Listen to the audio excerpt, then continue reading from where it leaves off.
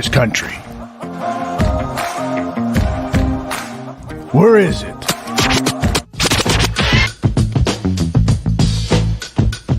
You down with BCP? You down with BCP? You down with BCP? You down with BCP? You down with BCP? You down with BCP? You down with BCP? You down with BCP?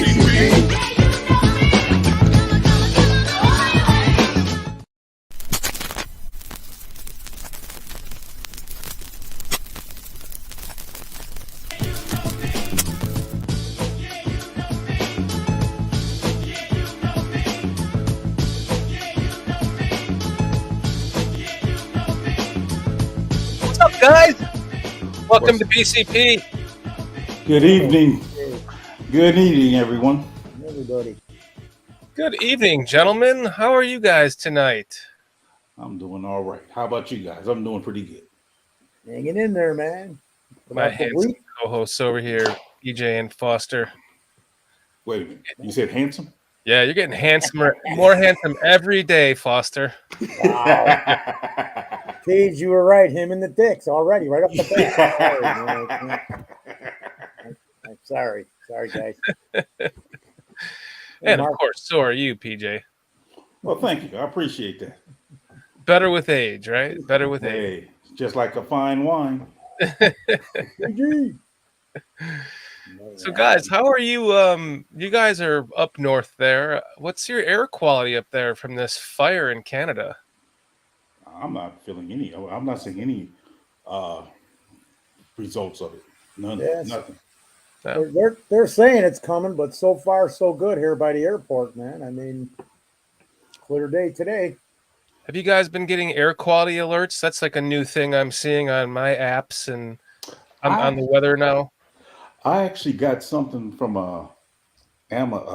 Alexa saying that the air quality was bad. I heard that like last week. I didn't know what that was, and yeah. So, but the weather, I think today we was in the mid 70s where I'm at, mid central Illinois. So it was like, man, I can't complain about the weather at all. Yeah. Haven't seen rain in a while. Yeah, no rain. We had a couple little showers the other day, but nothing major. Wow. 75. We've been getting those warnings for the last 8 or 10 years, man, all the time. We get them seasonal in Chicago. They've been doing that for a while. Okay. And I didn't catch anything out of the ordinary today with as far as something that's the Canadian fires are affecting us yet. They're supposed to be, but I don't know when. Wow. It's see, this is new to me as far as the air quality thing that's been coming up on my app, my weather app. Right.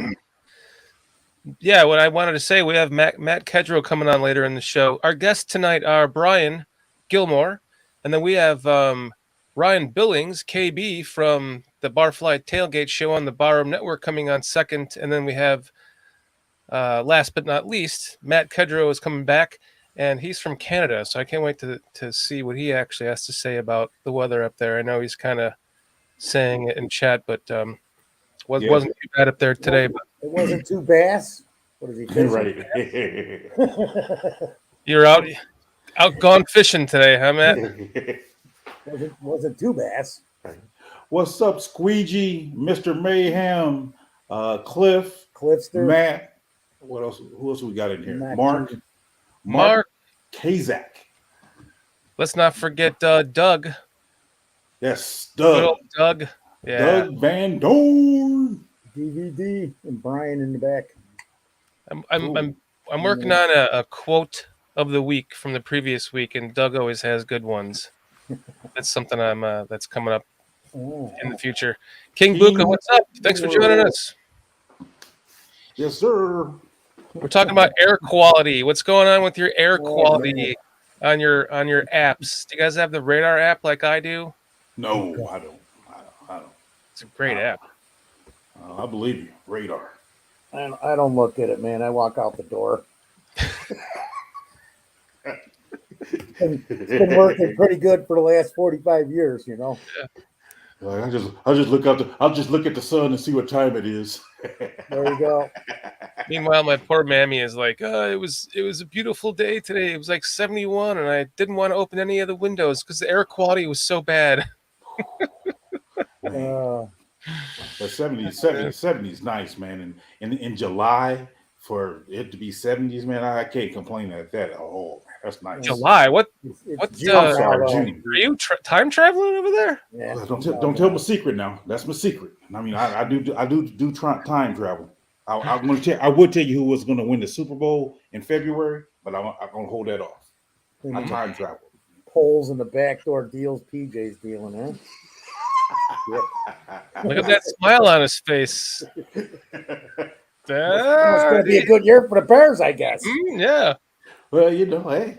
Yeah, You sure it's 11-6, or is it going to be better than that? You know, I can't spoil it for the guys now. I'm just saying, you know. If I predicted, you know, give you the exact prediction, you guys be like calling the people on me. The old Sunday. PJ. So, PJ, I'm have actually you thinking about doing fish and spaghetti. I'm actually thinking about doing fish and spaghetti.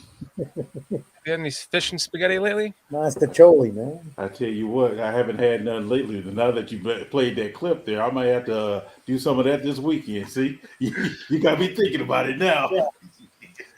I mean, I'll tell you what, the picture you sent me, they look delicious separately. Like the catfish looked amazing. Yeah. And the spaghetti with like the ragu sauce looked really good. I'm trying to You still tell can't you. have them on the same plate, huh, Dan? I can't do it. They look good separately. Oh, I'm telling you, man. Look, that's good eating right there. That's some good eating. That's all I can tell you. Mastacholi instead of the spaghetti, some bread and butter. What else I had on my list? I had corn on the cob on that. It's a once a year thing where I got a buddy that does exactly what I was saying, man. Don't you got like brontosaurus on your menu Absolutely. Brontosaurus thigh, T-Rex testicles on an open spit. What about you like those grilled pterodactyl wings, right? Nice and crispy. With swamp water barbecue sauce. Come on, Cliff. Where's the food? Man, Cliff was there. Pizza for me, Mark Kazik says. Mark, I just actually had some pizza. I grabbed some pizza real quick before I came on the show tonight. So yes, I'm with you, Mark. What kind of pizza you guys eating tonight? I had just something simple, Little Caesars. Little Caesars. Okay. It's not bad for a quick walk-in, walk-out pizza. Yeah, because what I did was my grandson's got a football practice, so I picked me picking them up, taking them home, and took them to go get some pizza, and they wanted some Little Caesars, so I just grabbed a slice of theirs, and that was good. King Pookie Nation, welcome. King Pookie Nation, King Pookie World, man. Doug Van Dorn says, went to feed the cat before the show started. I figured I needed to do the dishes real quick too. So of course I'm back late, but no barbecue testicles. I was wondering if anybody caught Foster saying that. Like, there's your line right there, Dan. No barbecue testicles. And it came from DVD on top of it. He brought it out. It's I bet you Cliff will be making barbecue testicles one day, though. He's having muscles. Mark He has muscles a lot, this guy, Cliff. What's going on down there in Florida? Squeegee has ramen noodle soup with some mixed veggies. That sounds very healthy with the veggies. Just don't drink that salted up juice that's in there, man. The ramen, it's all out of salt. Health tip for the month. Yeah. Oh. So, guys, there's a lot of chatter in here going on about the Minnesota Vikings. Yeah. Cutting Dalvin Cook today. Yeah. I think I seen somewhere on Facebook somebody hoping that he goes to Miami. So that'd be a great offense with him, Tua, Tyreek, and Waddle. Is Waddle down there?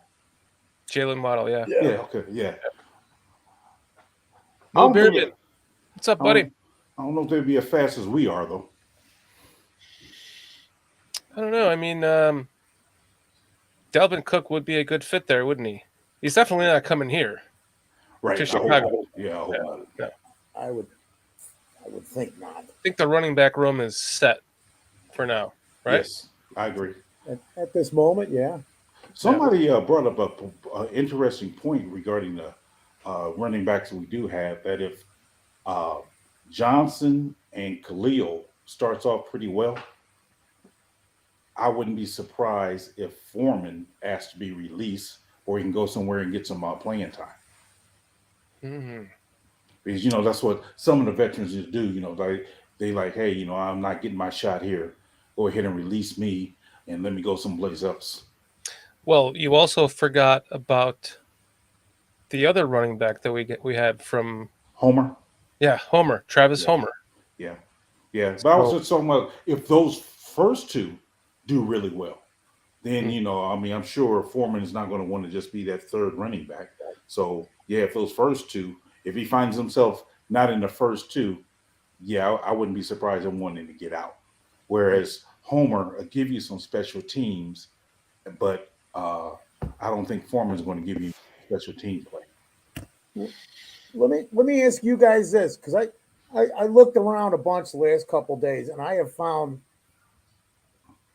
10 different ways that they've got the running back room listed here as far as depth chart.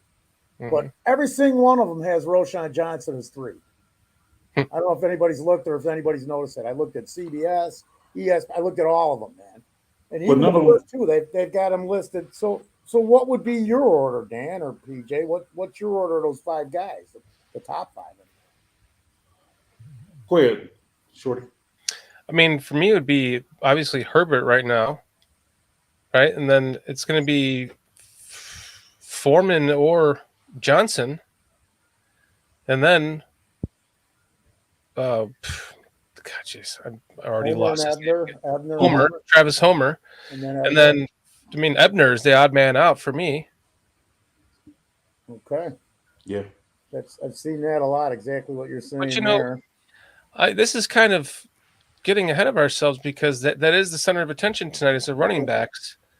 But I wanted to before we dive into that, I wanted to ask you guys, what do you think about Arlington Heights and the Bears getting messed with this tax crap now, and now they're having to go and play the game of looking around for different places to put a stadium. And by the way, Rockford just jumped into the mix and said, "Hey, we'll have you come here." Per David Kaplan, Rockford is now like, "Come on, we build a stadium over here. We have plenty of land." And no shit, they have plenty of land. And next will be Plainfield, Illinois. They got a big chunk sitting down there or nothing. Right. That's already been kind of brought up by a couple of people already. Nothing official, but they do have the space for it. They do. So I think at first I was thinking that them opening it up like that is a negotiation ploy to get the officials in Naperville, I'm not Naperville, but Arlington Heights, to bring down the taxes. But if they don't settle it soon enough, it may gain some traction to where one of these other cities could swoop in and say, hey, you know what, we're going to give you a great tax rate and go from there. So I wouldn't, if I was Arlington Heights, I don't think I would play around with that too long because, can you imagine the revenue that you're going to get with having a professional football team in your city? So you don't want to play with that. I'll piggyback right on that. Everything else that they're going to get too, casino, hotels, God knows what else they're going to get there. Yeah. So what is it? Because it's going to be developed. They're still trying, even though it's flattened, they're trying to get the $50 million that they were getting from Arlington Park when everybody's saying it should only be 7 or 8 million as they're developing it. Yeah. They better be looking at the whole picture long term. Exactly. They are going to make out like bandits if they take that into consideration. Oh yeah, absolutely. They might have problems for a couple years with their budget, but after that, I mean, once it's up, okay, so maybe it's a 10-year problem, but long term, how can they lose? How can they lose? How much did the Bears pay for that land anyway? I forgot. That's been talked about a lot. What they got already tied up into it. Yeah, because that's what I'm wondering. I mean, because like Cliff's saying, if the Bears already spent the money and they're going to build in Arlington, but I'm like, if they can find someone else to now want to buy that land and they can get from out from under it, yeah, then they can explore it. But I'm with you, Foster. I'm like, Arlington. You have a great opportunity to make a lot of money. I mean, from the casinos and all these other things, and man. Cliff says 190 million, PJ. But what could they sell it for right now? I mean, I don't know. What could they sell it for? I mean, it depends on, I guess, what type of business you're going to get to go there or something. But it could be some huge factory or something where they'd have tons of revenue for them too that they would even allow because it's Arlingtonites. They're going to be real picky about what's there.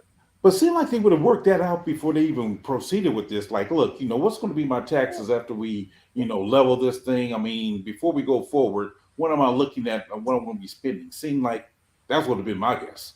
No matter how dumb you are, how could you not bring that out? I mean, I would think, okay, if you're going to tell me that's $7 million, let's do it. Wait, what do you mean it's 50 now? That's my thinking, but I don't know.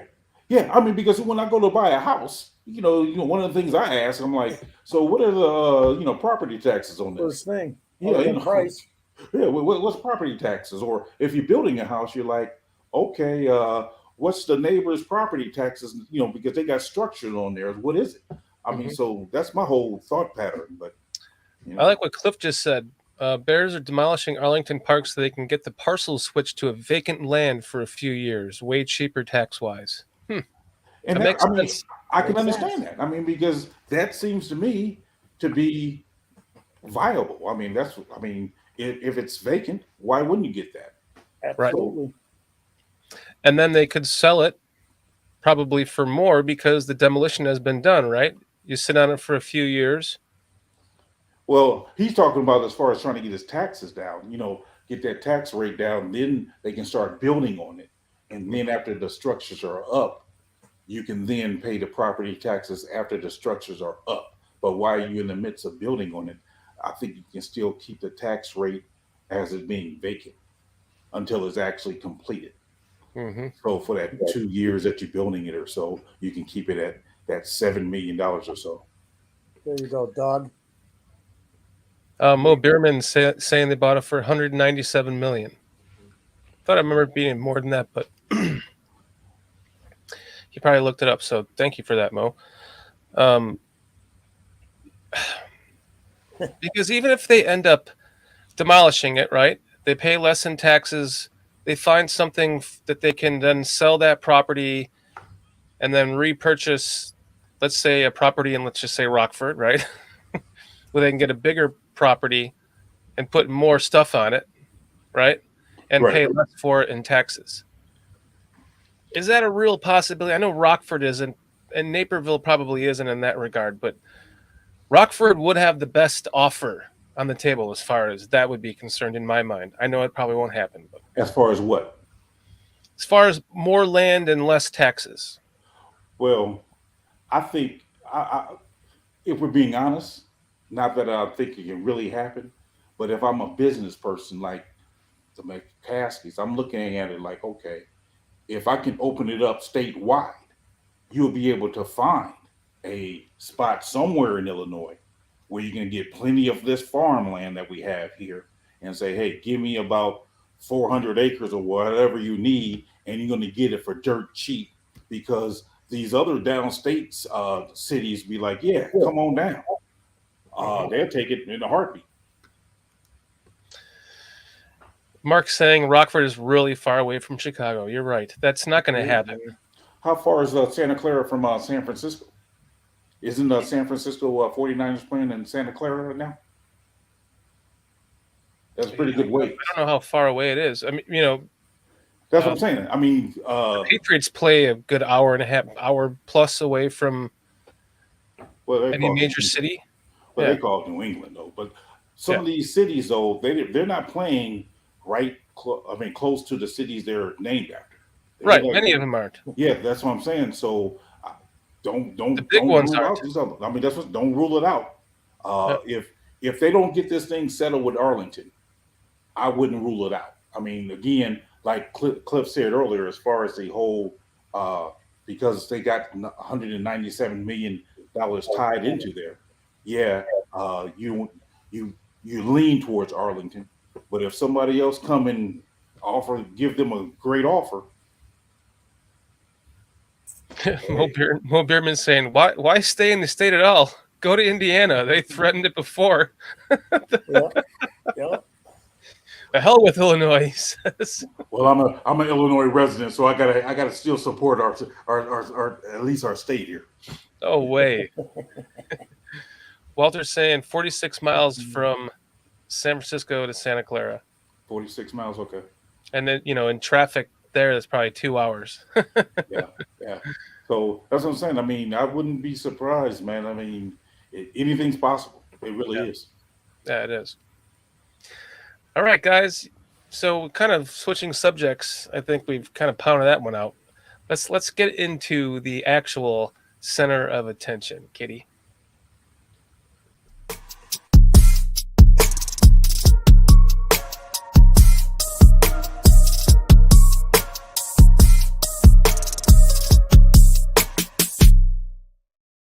I guess it's not so much new running backs, but pretty much everyone is a new running back, but Tresson Ebner and Herbert. Khalil Herbert. So we were kind of already getting into this, and I liked what you guys were saying about this running back room and where we're going with it. Earlier I was looking at film on Homer, and they use him a lot on screens. So he could just end up becoming the third down back. He has some use, I think. I think Tresson Ebner is probably the odd man out, if I had to guess. I think it'll be a battle, but I think it's a battle between those two for that third running back spot. The thing is, I know they signed Homer for 2 years, I believe, and Ebner is on this rookie contract that's for including this year, 3 more years. So cutting him, you ain't gonna be much dead cap. So I think it'll be a battle, which I think Homer will probably win. But Ebner, he is fast. So depends on what he does in camp, I guess. You guys think that it was just a rookie year? I think so. I do. He just looked not right. I mean, hold on a second. Excuse me. Boston's having a heart attack. Just give it a couple of pounds. You think he got fur bowl up in there. Look at it. Hey man, Ebner's got me all pumped up, man. So. Oh, that what it is? No, he don't. He just, I don't know why. You look at his film from college, and it's way better than what he did last year on the NFL. I mean, it just did not add up. It's not the guy who I thought he was in any way, shape, or form. So he'll probably end up on the practice squad. You look at so who's still on their first contracts is Roschon, of course, because he's a rookie. Ebner, isn't Herbert still on his? Is this? Yep. So those 3 guys are on the deals. I think the other 2 guys got to prove it. Well, I think with Foreman, Foreman only signed a 1-year contract. Granted, I think it was $3 million or something like that, but it's only a 1-year contract. So that's what I'm telling. That's what I'm saying. If he finds himself like not in that first 2, if he falls behind Khalil as well as Johnson, I wouldn't be surprised he'll ask, "Hey, look, you know what? Let me go somewhere else to get an opportunity to play." I mean, that's likely within the realm. It's possible, definitely, man. Yeah. Would not surprise me. But who's your starter? Because I think, Dan, you were talking about Herbert. Well, Herbert's going to be the first play of the season. Who's out there? Herbert. I agree. I'm going to say Foreman. Really? Yeah. Why you say that? I just he's got more experience. He's more rounded than Herbert. if they're definitely going to call a run, maybe Herbert's on the field. But if it could be anything else, that's one of the reasons they brought Homer in. So they got somebody who could block in the backfield because nobody's been as good as Monty was. Well, I mean, Foreman's supposed to be decent. You know what? I haven't even looked at something that I needed to look at more of him. Is not just him running the ball, blocking. Because who is the blocking back in there? We know Homer is. Foreman probably is too. so is Johnson. Well, he's the rook. I haven't figured him into the starting. I'm the one though that said by week 6 or 7 he's the 3-down back and everybody else is just sitting there. Yeah, but like Mo Bierman says, I think Homer is more of a special teams guy. So, Okay. but that form, look at it. That guy is just huge. He's the guy on the field for play one for me. You guys said Herbert. Yeah, that's a big man right there. That's just a big man. He just is more rounded as a back. You know what though? Training camp's going to tell a lot because we don't know what. So Herbert has known that he's got to work on his blocking and his pass receiving. He knows that. Right. We talked about enough last year, so we don't really know what's going to happen, man. It's going to be a real nice to see when they get into training camp and they start the preseason because then we'll be able to see a lot more and get some more film on these guys as to where their development and their progress has gone from last year to this year. You could be right about that. You could be right. Aldo must have stopped that right there where the cheerleader was up. That's a big man running downhill. I'm telling you, that's a big man. Yeah. Yeah, and he could be that, depending on where Johnson is at and his progression as a rookie, right? Right. I think that's why we got him. You could be right on that, Foster. But the thing is, though, I think Foreman's pretty fast, but I think that Herbert's going to get that first shot, and we don't know what his pass catching is like because we really haven't seen him in that situation. Now we know his blocking sucks, but as far as pass catching, we haven't really seen him in that realm yet. So if first down, you give him that one cut and go, I mean, he's dangerous. But maybe Foreman can be your short yardage guy. I mean, like I said, he's a big guy. He's a big man. So, Yeah. I mean, it's going to be a battle. It's going to be a battle that, once those pads come on, you're going to really see some hitting and see who comes out on top, I guess. How do you feel about the running back room overall? Improved? As much as I hate to say it, yes. Absolutely, Yes. in my eyes. Because, I'm a Monty guy. So I hate to say it, but yeah, overall, yes. We both are Monty guys, PJ. We've talked about him over you too, Dan. Okay, so we're Monty guys, but honestly, I mean, take man for man last year and this year. Because can you guys even remember the first 5 running backs on the depth chart last year? Yeah, it was Monty, Khalil, Ebner, and then the guy from to tight Evans. Yeah, Evans. There was 2 No, other guys that went through there. I can't remember the other guy's name. Evans wasn't to start the year. Darrington Evans came in later. Yeah, that was Really, we didn't have him in training camp. I we thought had did, him in but training camp. he didn't. He was on the practice squad till later in the season. No, I'm mixing it up. Yeah, because we had Monty, we had Khalil, then we had Ebner, then we had Evans as a 4th running back, and Blasingame was our fullback. Fullback. Correct. Yes, you are correct about that. And then once Monty went down, and then they didn't bring Ebner or Evans up until Herbert went down, Right. and then they brought Evans up. I liked Evans. Me too. He had some nice little speech one. Me too. He's a shifty had little some nice guy. plays out there. Yeah. I'm still following him. I've talked to him a little bit here and there, man. Yeah. Well, guys, it's about time for us to bring on our first guest here, Bryan Gilmore from Chat.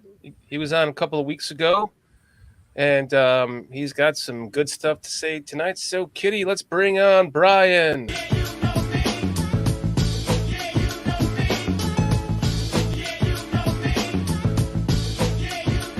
Dancing like a white boy. Come on, give us your best white boy dance. Oh man, you don't want to see that. We've seen Foster's. If we can see Foster's, we can see yours. Greetings from Ohio. Foster be doing the Fred Flintstone. Yeah, but ever do. How are you doing tonight, Brian? I'm doing awesome. How's your air quality? I'm psyched. I think it was a day ago. It was a little like cloudy, foggy-ish, but other than that, it's been fine for us. No air quality alerts there? No, not that I'm aware of. Cool. Doug Van Doren must have asked it at the same exact time that I asked. Mark Kazak says, "Welcome, Brian." Thanks. So, how you doing, man? It's good to have you back on the show. I'm doing awesome. Like I said, I'm really psyched after seeing all that stuff go about the last OTA. Whoo, man, am I pumped? Uh-oh. I am pumped. I think I missed that part. Don't tell me though. Tell us. No. The last stuff that happened in the OTAs? Yeah. Okay. All right. Want to elaborate on that? I can. So we've had all these reporters out here talking about how Johnson's holding out for a contract. Davis should be practicing, and Eddie Jackson and Mooney, or we don't know when they're coming back, and all this. Like, it was all like, well, I guess you could say it was a cloud that was formed kind of by the media. And then that OTA happened, and all the coaches were speaking, and the players, there was like 3 or 4 different players that were speaking, and it was, wow, it was so awesome hearing that Davis was there, Johnson was there, Eddie Jackson was there, Moody is on schedule as far as his health goes, and just like, wow, it's like everybody's fitting into their lane, and we're gonna be cooking. It's gonna take a little bit, but we're gonna be cooking, because all that cloud that was put in there by the media, like, it's going away. You're hearing about Johnson. You're hearing Johnson himself say, "I'm not holding out for a new paycheck. If anybody knows me, they know I'm not holding out. I'm going to get my deal when I get my deal." And I'm going to worry about my play before I worry about my pay. Cool. And, are we going to be cooking with kerosene or gasoline? I don't know. We might start off with kerosene, but boy, once it gets going, don't be a wildfire, I think. Don't say that now. Don't say that. Hold on now. Don't say that. Yeah. Talking about air quality over here. Right. I like this too. What JJ was doing, man, spending time with his daughter mostly. Right. Yeah. But You got priorities, man. The real priorities, man. You gotta put your ducks in a row and realize, you only have so much time with your family. Your job's gonna be there, whether you're in Chicago or wherever you're at. You know what I'm saying? Did you hear what he said on ESPN? He said that he wanted to spend time with his daughter because she lives out there in California. Right. So that's his only opportunity, basically, off season. And then he said he also got some charity, being the golf tournament, right? Yep. That he was doing. So I can understand where he's coming from. I mean, if you only got a limited time, I just wish that the Bears coaches would do a better job of communicating that, because they act like they don't know why he's not there. They just say, well, he's not here. They're like, hey, we talked to him. He want to use this time to spend some time with his daughter and do some charity events. But he will be joining us the last week of OTAs. Right. I like the fact that Jalen was communicating with the Bears on the what his reasoning was. Right. And even though, like, when the Bears were asked about it, for me, they've been asked about several different situations, and that's like personal stuff. So, like, just to put someone's personal business out there, no matter if it's good or bad, whatever it is, you kind of want to be respectful to the person, the human being, and realize that they'll get their chance to speak up for themselves, just like Jalen did when he came back to OTAs. It's all voluntary. Obviously, the coaches want you to be there.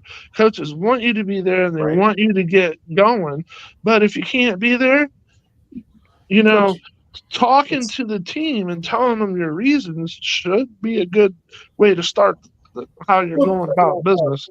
But that's what I'm saying. I mean, for me, I think the fact that he did communicate, but the coaches didn't communicate with us. So, or the media, to where the media is now spinning it like, well, is he not there because he's trying to hold out? I mean, all these speculations that could have been taken care of in the first press conference. Hey, Johnson's not here because X, Y, and Z. Right. When you talk to Johnson on the phone, say, hey, I'm going to let them know the reason why you're not here. Yeah, even if you don't want to say, I don't want it to be said that I'm with my daughter. Okay, well, he's got to take care of some family issues. That's why he's not here. Whatever the case may be, but get out in front of it as opposed to letting these narratives form, and then you sit up there, got people, being down on Johnson, said, oh, get rid of him, and all these other things. All these things you can avoid by just, being a little bit more transparent. I get that. And honestly, everything that I've seen from Poles, he's one of the most transparent, sometimes to a fault. You know what I'm saying? Like he will tell you almost anything that he thinks you're allowed to hear. Right. That's just what I've seen. Me personally. I have no issues with him at all. I just think, like I said, because don't get me wrong, I like Eberflus, but seemed like when they was asking him about Johnson, he was giving this like vague answer, like he really didn't know why Johnson wasn't there. That's the impression I got that he gave. Yeah. He didn't know, and all he had to say was, "Hey, he was taking care of some family business. He'll be here the last week." If he's already been having that communication, why not say it? I honestly get where you're coming from. I just also get where, it's kind of a mutual respect, and Jalen did get to say what he got to say, and he did right the ship and let everybody know, hey, this is who I am, and this is where I've been, and this is what I'm going to be doing. Yeah. Obviously, it was later than we would have wanted it to happen. Right. But yeah, like Mo Bierman is saying, like most coaches usually don't comment on their players that don't show up. I mean, it's just not right. Yep. It's just not something that you do. It's voluntary. So if it wasn't voluntary, then I could see a reason why they would be like, well, it's a family issue or there's that. For them, it's just like keep it as basic as you can. It's none of our business. Oops. I do think that was a situation, I think last year, where I don't remember, I don't recall who it was or whatever, but it wasn't voluntary, but they did let people know, hey, this person's out because such and such, whether it was a soft tissue injury or whatever the situation was. Mm-hmm. But I do agree with Dan on the fact that it's voluntary, and coaches really don't want to talk about people that aren't there. I mean, you hear it all the time. Hey, we're just talking about the people that are here. We're just talking about the stuff that we're worried about doing right now. And the fact that Jalen wasn't there when he was there gave other people an opportunity that they wouldn't have had he been there. Mm-hmm. I mean, great point. Well, yeah, I mean, but that goes to the point, though. I mean, again, to cut through the transparency of, hey, he's not here for X, Y, and Z.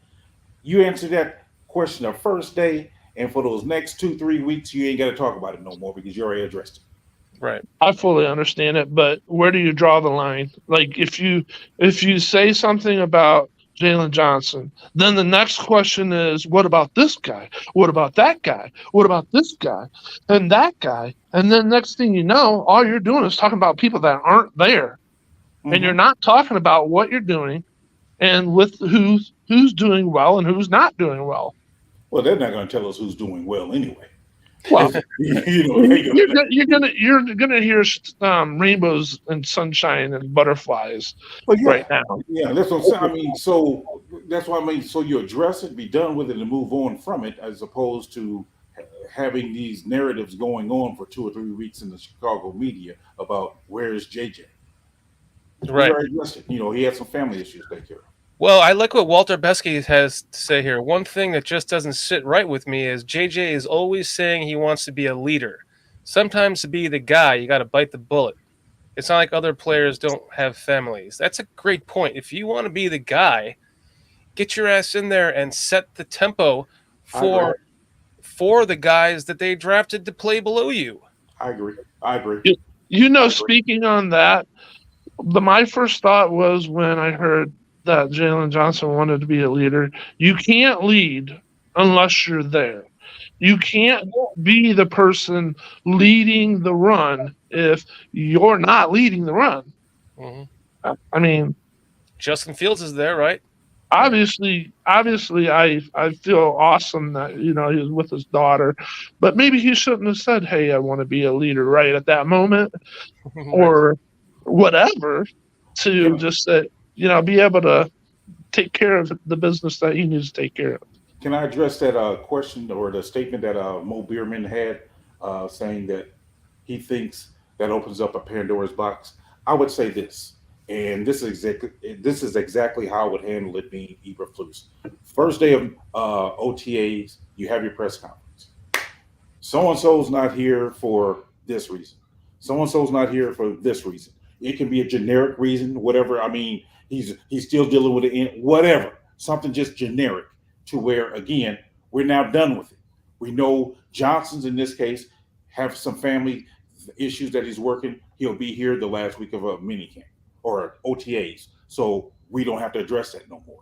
If you do it that way, in my opinion, I would like to think the professional media would say, okay, and you could even meet with them off camera and say, hey, look, we're not going to keep on talking about this, guys. I addressed it.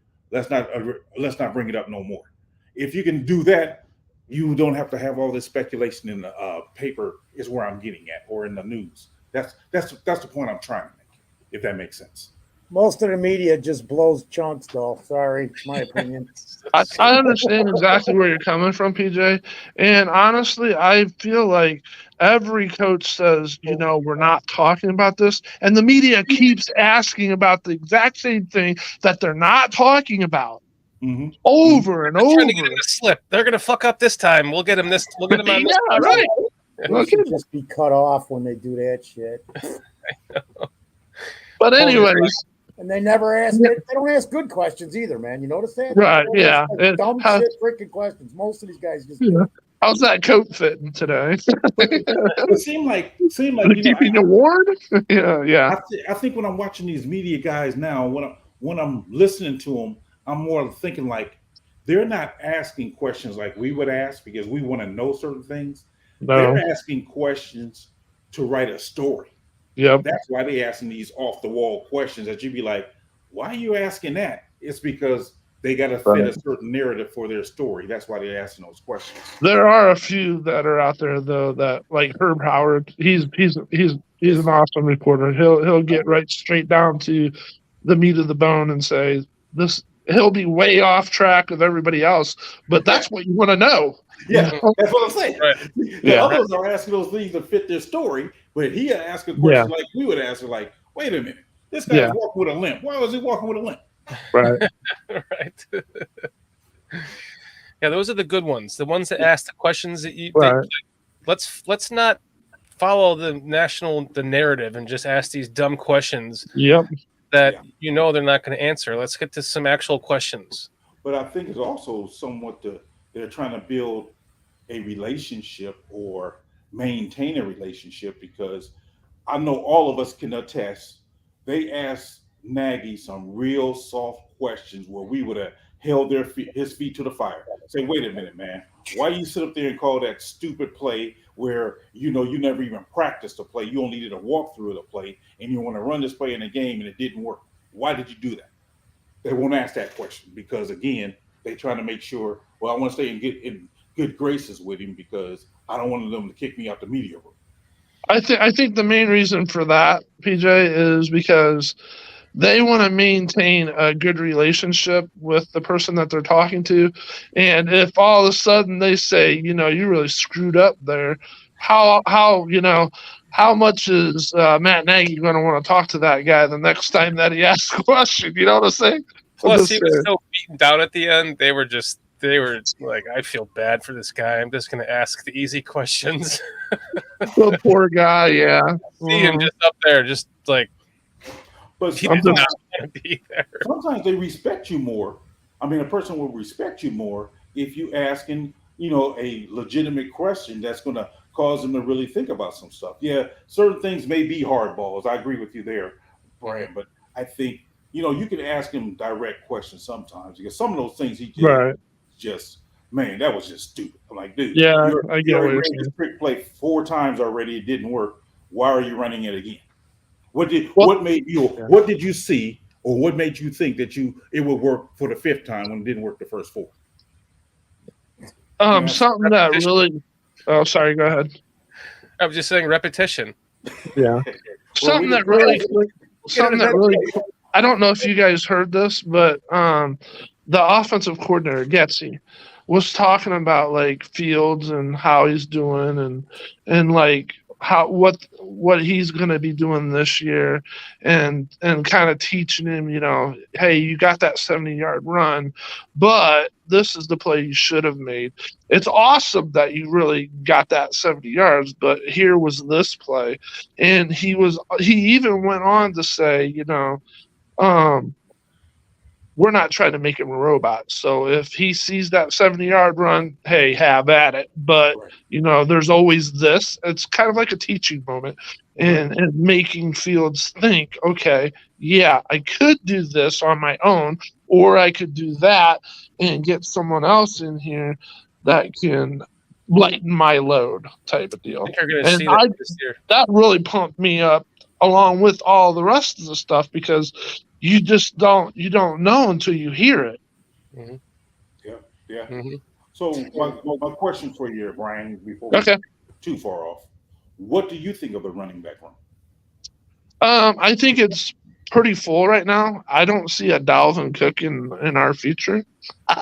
But anyways, the way I see it is this. So like for me, we got 3 legitimate running backs, and then you got the other 2 that are kind of, they might be special team, they might be backups to the backup type deal. And I feel like the reason why you hear,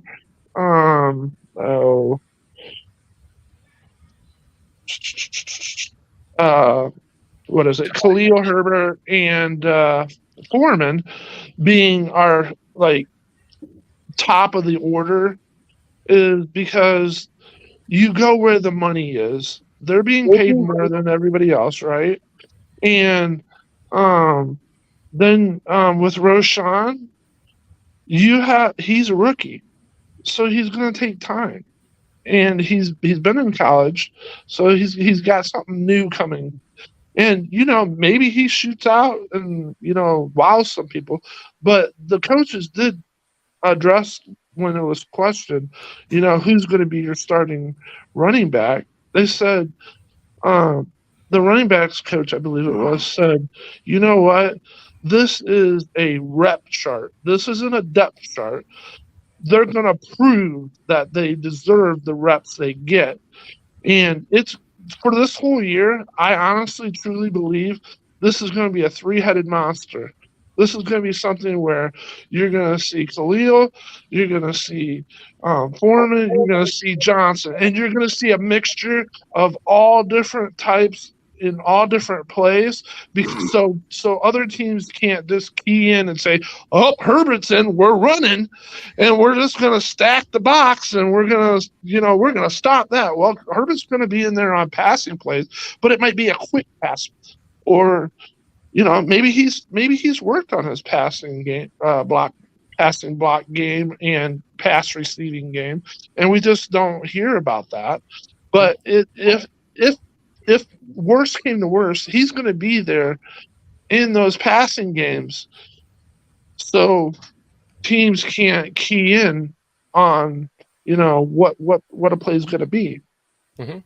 I honestly don't think there's going to be one running back that just takes over and that's it. At least for this year. Next year, a whole another year, and maybe they have a different philosophy, and maybe they keep doing what, like back in, I think it was like the 80s, I think it was, where you seen like the Raiders with Marcus Allen and Bo Jackson, and you've seen the Browns with Metcalf and Mack, and you've seen all those like teams that had the dual running backs where it wasn't wearing one running back down as much as. I think what's that? I think you're right, but I think that we won't do that until we do. Meaning that, yeah, we got these running back by committee, but if one of them, whichever one really stands out above the rest, maybe you know what? I think Eberflus and Getsy are smart enough to say, hey, this is a hot hand. We're going to keep on going with it. As opposed to what Nagy would do. Monty would get a nice 30-yard run and getting his juices are flowing. He takes him out the game. So I think they would actually keep on feeding. So I think you'll see the difference in them that way. Well, when you bring up Nagy, wasn't one of his first statements, "I'm not here to run the I formation." You know what I'm saying? Yeah. Like Yeah. He's special. Yeah. And Random trivia time. Ready, guys? yep. Ready. The Bears have made many notable draft picks inside the top 5. Who was not one of these selections? Mark Carrier, Jim McMahon, Mike Ditka, or Dick Butkus? A, Mark Carrier. B, Jim McMahon. C, Mike Ditka. D, Dick Butkus. Who you got, Brian? Wow. I honestly don't even know. Like, Which one was not drafted in the top 5? I honestly feel like McMahon was. See, this is like to me. This is one of those trick questions that makes you want to go to Carrier because all the rest were really good. I don't know. I think I'm going to say Ditka. Okay, Ditka. In the chat, we got so far we got Retro with Carrier. We got Matt Kedroe with Jim McMahon. Got Doug Van Dorn with Ditka. Got Retro with Buptis. And Squeegee with Ditka. Who you got, Foster? Ditka. B. Then we also got Mark Kazak with Carrier and Mark Walter Besky with Carrier. I'm going with Jim McMahon. Who you got, Shorty? I'm going with Mark Carrier. A. Probably is. What's the answer, Kitty? Ha! Mark Carrier. Wow. Wait a minute. I guess it wasn't a trick question, huh? Hold on. Now, if I'm not mistaken, Dan has gotten every one of these questions right. Nope, I have not. That's not correct. I think he missed one. He missed Oh, one, okay. and This time he just copied Cliff. Okay. I think he has a book there with him. I think he got that trivia book there. I do not have the book. Well, he's got an inside man, though. I promise you, Kitty, when she leaves, I have 2 more like for later for the last hour, and Right. I asked her to write them down to write the question or like whatever the question is on one side of a Post-it note and the answer on the other side. And she accidentally showed me one of them. I'm like, damn it, now I know. So I already know the answer to one of those. And I will tell I'm you. just messing with you, honestly. I promise you, I want to do this with you guys. I think you and a person running this trivia is sleeping together. That's what I think. No, it's securely in my office. Unless he's sneaking out in the middle of the night and thoroughly studying the book, which I highly doubt. He don't know the answers. The book is all here. Mm-hmm. Oh, okay. Yeah. I think you and the person holding the book there, I think y'all sleeping together. I think y'all got something going on there. You know, he's doing that. He's doing that Jeopardy study of sports Bears trivia. No, I was so excited when my buddy got that book for me because I was like, this is perfect for me because I'm kind of like Dan Aguirre in that regard. He remembers like a lot of shit from all the games and everything, specifically from this date to that date, and I just have this general history in my head of things just from studying them over the years. So I think Mark Carrier was the 20th pick in the draft, if I'm wrong. I know he wore number 20. Huh? I know he wore number 20, and actually, I'm with you though, Shorty. I actually thought he was a 20th pick too. After I thought about it, but I went ahead and went with McMahon anyway. But that was a good job though. For those of you who got it right, congratulations. Dan will give you guys something in your Cash App. Brian will be paying up. Yeah. Cliff said he was picked 6th. Oh, okay. Wow. But I thought That's it was crazy. later too, man. That guy wasn't sure about it, but it turns out he was 5th too. 5th. One stinking pick. But if I'm not mistaken, back in those days, we didn't have very many teams anyway when Dicka played. So you're right. Yeah, so we probably had maybe 20 teams or something like that. So No, to be like in the top 5 would have been hard. 8. Huh? 8, 10, or 12. What year was he drafted? 61. 6th. Yeah, he's right. We just got a few teams in because the Minnesota started the year before that, so there might have been 10 teams or 12 teams only. PJ. See? Wait a minute. Well, when you think of tight ends, you don't think of them being like drafted that high. You know what I'm saying? No, that's just something else, man. Yeah. That's not what I think of when I think of tight ends. Oh boy! Watch out, Kitty. Saw you laughing Hey, over PJ, that. at least he might be going in the right direction, but I'm not sure about that. Right. PJ, turn around. The rear end's good, but I don't know which way he's going with it. So. What I'm thinking, Johnny, is I triple think of Dick on there. It's like just reverse the 2 letters, right? You got dicta. Okay, man. Oh man, I mean seriously, football is such a the game of like the rhetoric of football is so sexually orientated. It's just It really is crazy. Man. It really is. There's comedians that have made fun of that for years. It's pretty good. Oh man. I got a story, but I'll hold off on that. What? You got a story? Let's go. We're near and we're towards the end of Brian's half an hour. We're waiting for KB to pop in, although he does work for the fire station, so let's make sure he's not on call. Putting out a fire in Canada. We had to call you up here, buddy. No, not that's Matt Kedroe. We have KB Ryan Billings. I'm talking about calling KB up because he's a fireman to go fight the fires up in Canada. Oh, right. Yeah, maybe that's where he's at. Yeah. We have Kitty's saying we actually have some questions saved for you, Brian. Okay. Let's see. Mark Kazak says, I wonder if Roshan will be throwing any passes. He was a QB in high school. Roshan Johnson. Yeah, I knew that. I think if he does, it's gonna be one of those type of things that's like once out of the year where it's like a trick play where they're like doing a double reverse, and they flip it back to him, and DJ's wide Santa, open. no Santa play, please. Yeah, Nothing like that. Yeah.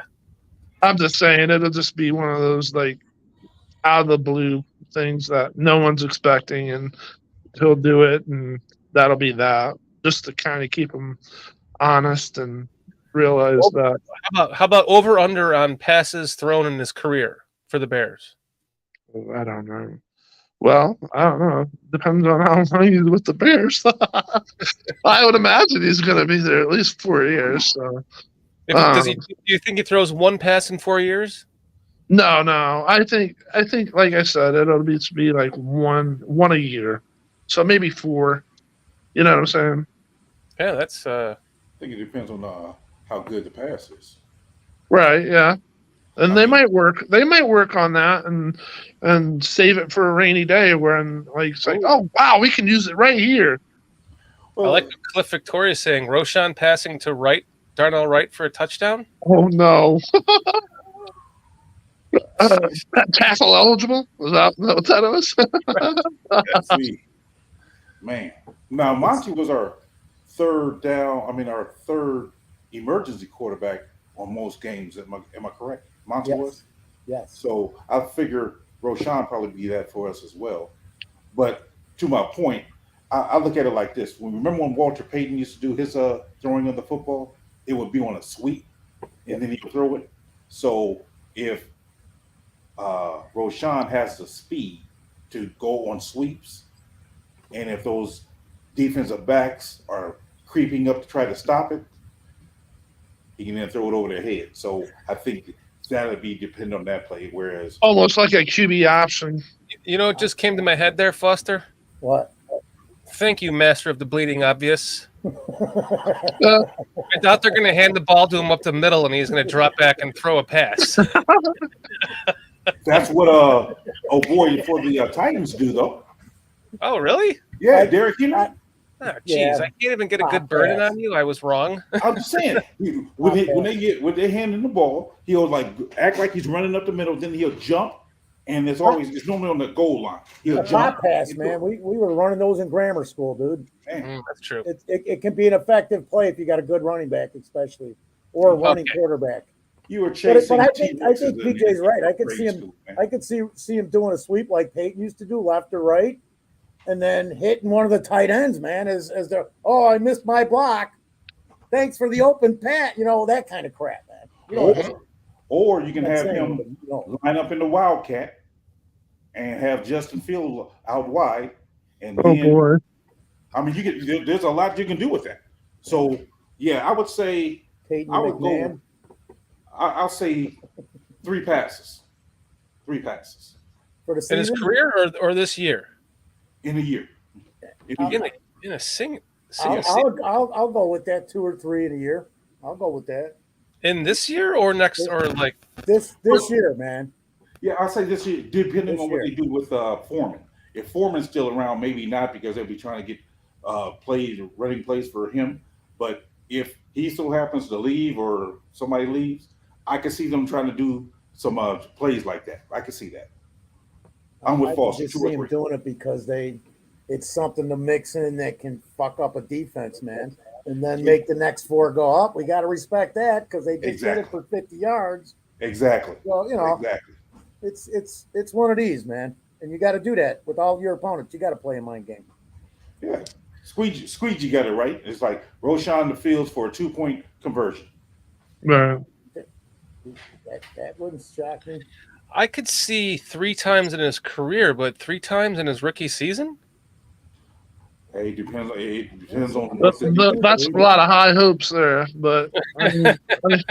Well, I think it honestly depends on, like I said, how they playing. If they're running him with a sweep, and if those DBs are biting on it, you're going to take that. I'm saying you're going to take that. And I could see them trying to do the Wildcat because they did the Wildcat last year with Monty. I mean, he always ran it, but maybe. But look how long he's been in the league, though. It's not like he's just coming fresh out of college, and I don't know. That's just my personal opinion. They're going to have him working on what they want him to work on, so that he can be the best running back right now. And if it so happens that they're working on a certain pass play, and it just fits that spot moment, then hey, let's go ahead and try it. I don't see them running him out there and saying, hey, you're gonna do this. One this year. One maybe this year. I don't know. Maybe 3 over his career. What's that song? I believe in miracles. Okay, you out of there, man. You just gotta go. What's wrong with him? He think he can sing now too, man? Come on.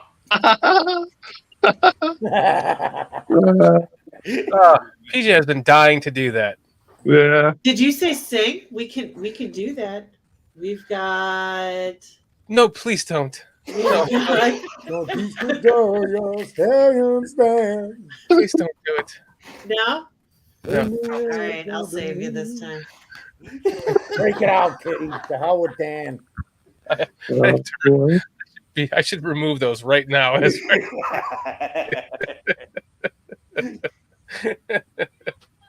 Man. I hear you're no fun. Oh man. Sorry, Retro man. I is wasn't talking about you though. Retro is correct. Fields won't do like Cutler did and just stand there. Remember when Cutler would line up wide and it'd be a running back option or something? He'd just stand there with his hands on his hips. I'm like, dude, can you at least act like you're going around or something? Yeah. So disinterested. He's like, this play is not going to me. Right. So why should I care? Here's Cutler anybody, on the option play. He's standing out there at the sideline. Yeah. Yeah, and if anybody got close to him, he pulled his arms back. He's like, You're not throwing. Don't touch me! Don't touch me! You're not throwing to me, are you? Okay. Yeah, don't touch me. Hike. So. The smoking Cutler. Right. Hey man, we used to smoke in practice, man. We'd run around the field with a cigarette in our mouth. It was terrible. With their helmet on? They didn't have helmets back then, man. Wow. You had a helmet up, man. You could have it up. No. They didn't have helmets back then. The leather straps. Off and up along. See, look at, we didn't wear helmets. See? Oh my goodness. I'll tell you. I'll be right back, guys. I have to resend Ryan Billings, our next guest, a link. Hold on. Get the fuck out of here, Dan. Well, Foster, that explains all those bruises on top of your head.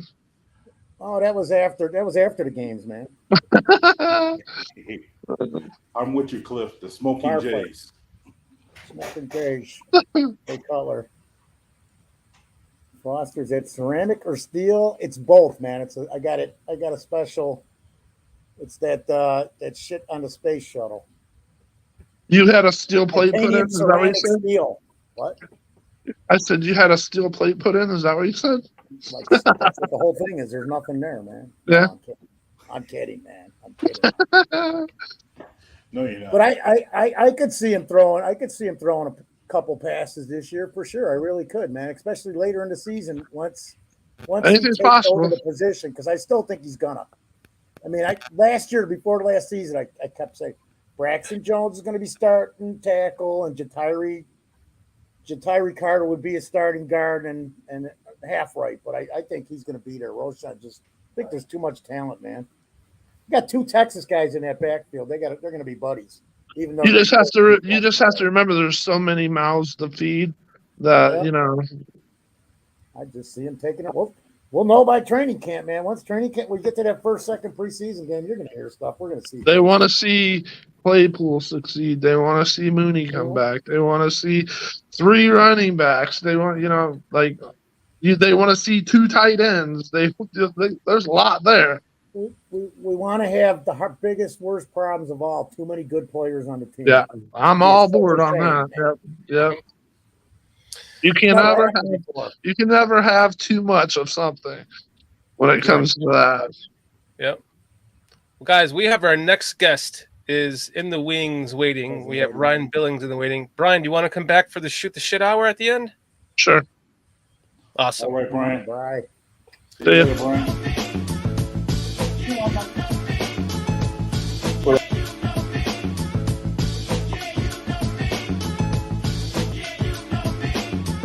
What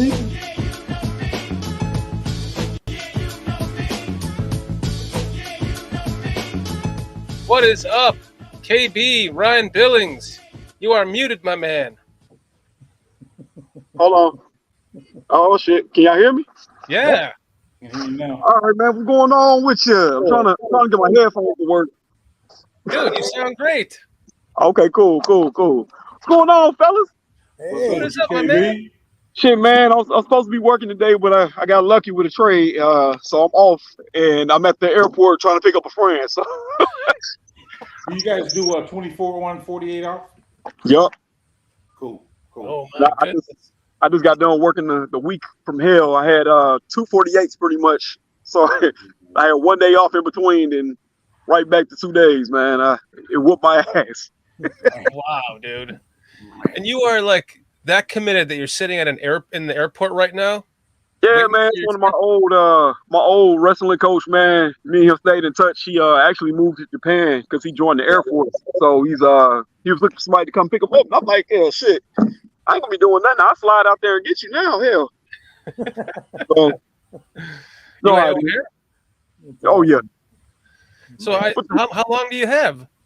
Oh man, you know what I'm saying? I got a little while until he messaged me. He ain't messaged me yet. His plane was supposed to have touched down like 16 minutes ago, but I ain't heard shit. So He's okay. He's getting bugged in the airport and KB out here on the stream with us. You know what I'm saying? Whatever it takes, right? You feel me? KB, I thought you were checking in from like a fire or something, man. Yeah, I'm on the scene, guys, but we'll talk Bears while the building's burning down behind me. not today. Not today. What's going on, man? What we talking about, fellas? Oh man. Well, first off, let's introduce you, man. KB, Ryan Billings from the Barfly Tailgate show on the Barroom Network. Thank you so much for joining us tonight, man. Oh man, thanks for having me.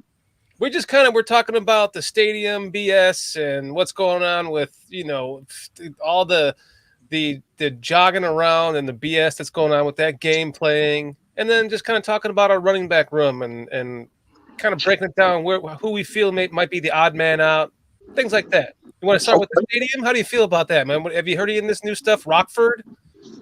Man, I done heard Rockford. I done heard was Naples or Naperville? Naperville, yeah. Bruh, you done heard everything except Arlington. At this point, I don't know what's going on, man. Like, they could be staying in Chicago for all we know. When you hear, the Kevin guy, his last name is at the moment, it's escaping me. But, the new team president talking with the new mayor of Chicago, saying, Chicago might be the move, man. Who knows?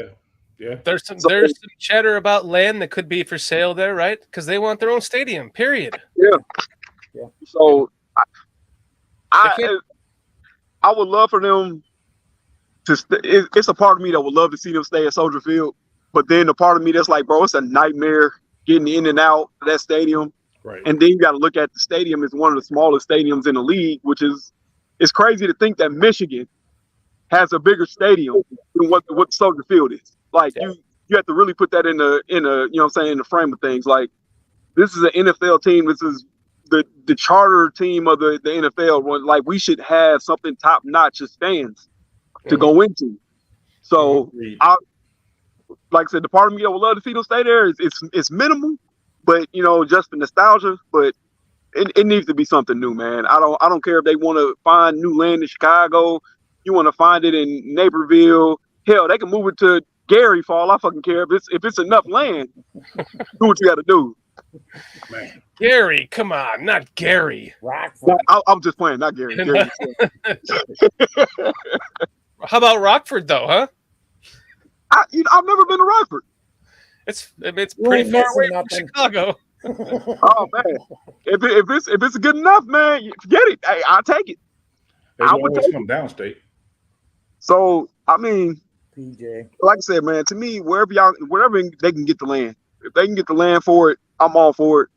I mean, it ain't nothing but an extra 40 minutes to me, damn near to go anywhere else. So I don't really care. As long as they own their own stadium, period. Yeah. Get into the modern age, Yeah. Bears. Get into the Over modern age. stadium. All that matters, man. Yep. Yeah. It sucks that they can't buy the land that they're on from the park district. They won't do it. I was gonna say that would be a conversation if somehow they found a way to get the land. Hey, they can do what they want then. It'd be, I mean, yeah, that parking sucks. I know it's a lot of folks that might not have actually been to Soldier Field. The land area around it is kind of limited. Like you got the museums all around it. You got a couple of what you got the one stadium. It's I don't even want to call it a stadium. It's kind of like a rec center area building. Oh, you're talking about that big building, McCormick, right? Yeah. The McCormick place, yeah. So there's a whole section of that that's not even used. They could take down and yeah. KB, that would be a real conversation to have, man. If they found a way to get extra area, bro. I mean, maybe, but I don't know. It's just not an ideal spot to be in, man. Like I said, if Rockford is a good area to be in, like I said, I've never been there personally. But if it's a good spot, hell, like I said, it ain't number about an hour or so outside Chicago. Like, man, who cares? I'm sure there's a train that goes there. You said what? I'm sure there's a train that goes there. I'm pretty sure the Amtrak goes everywhere. So. I agree with Doug Van Dorn though. Rockford is where you go if you want that real Detroit experience. Oh no, not Detroit. Oh no, it is. It's without having to leave the state. I'll tell you what. The biggest thing that Rockford has going for it is the Detroit or the Dodge plant. That's where they build Dodges. Oh well, I would love to go to Rockford then, because if I can find a way to steal a Challenger engine and transmission, oh yeah, we'd be in business. Put this young V8 in my car. You feel me? DJ, let Poles know about this for the guy, will you? Hey man, I might let him know, man. He said, somebody said, "Well, I'm looking like I'm saying about the police." Man, I'm not, bro.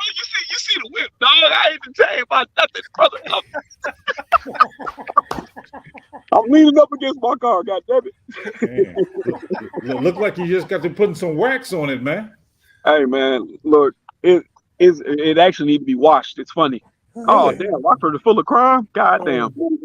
Chicago is too. So what's the? Just a small Chicago. That's all it is.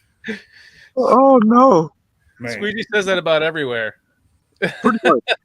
And I think it's Belvedere where they used to make the Dodges, but I thought they're closing that down too.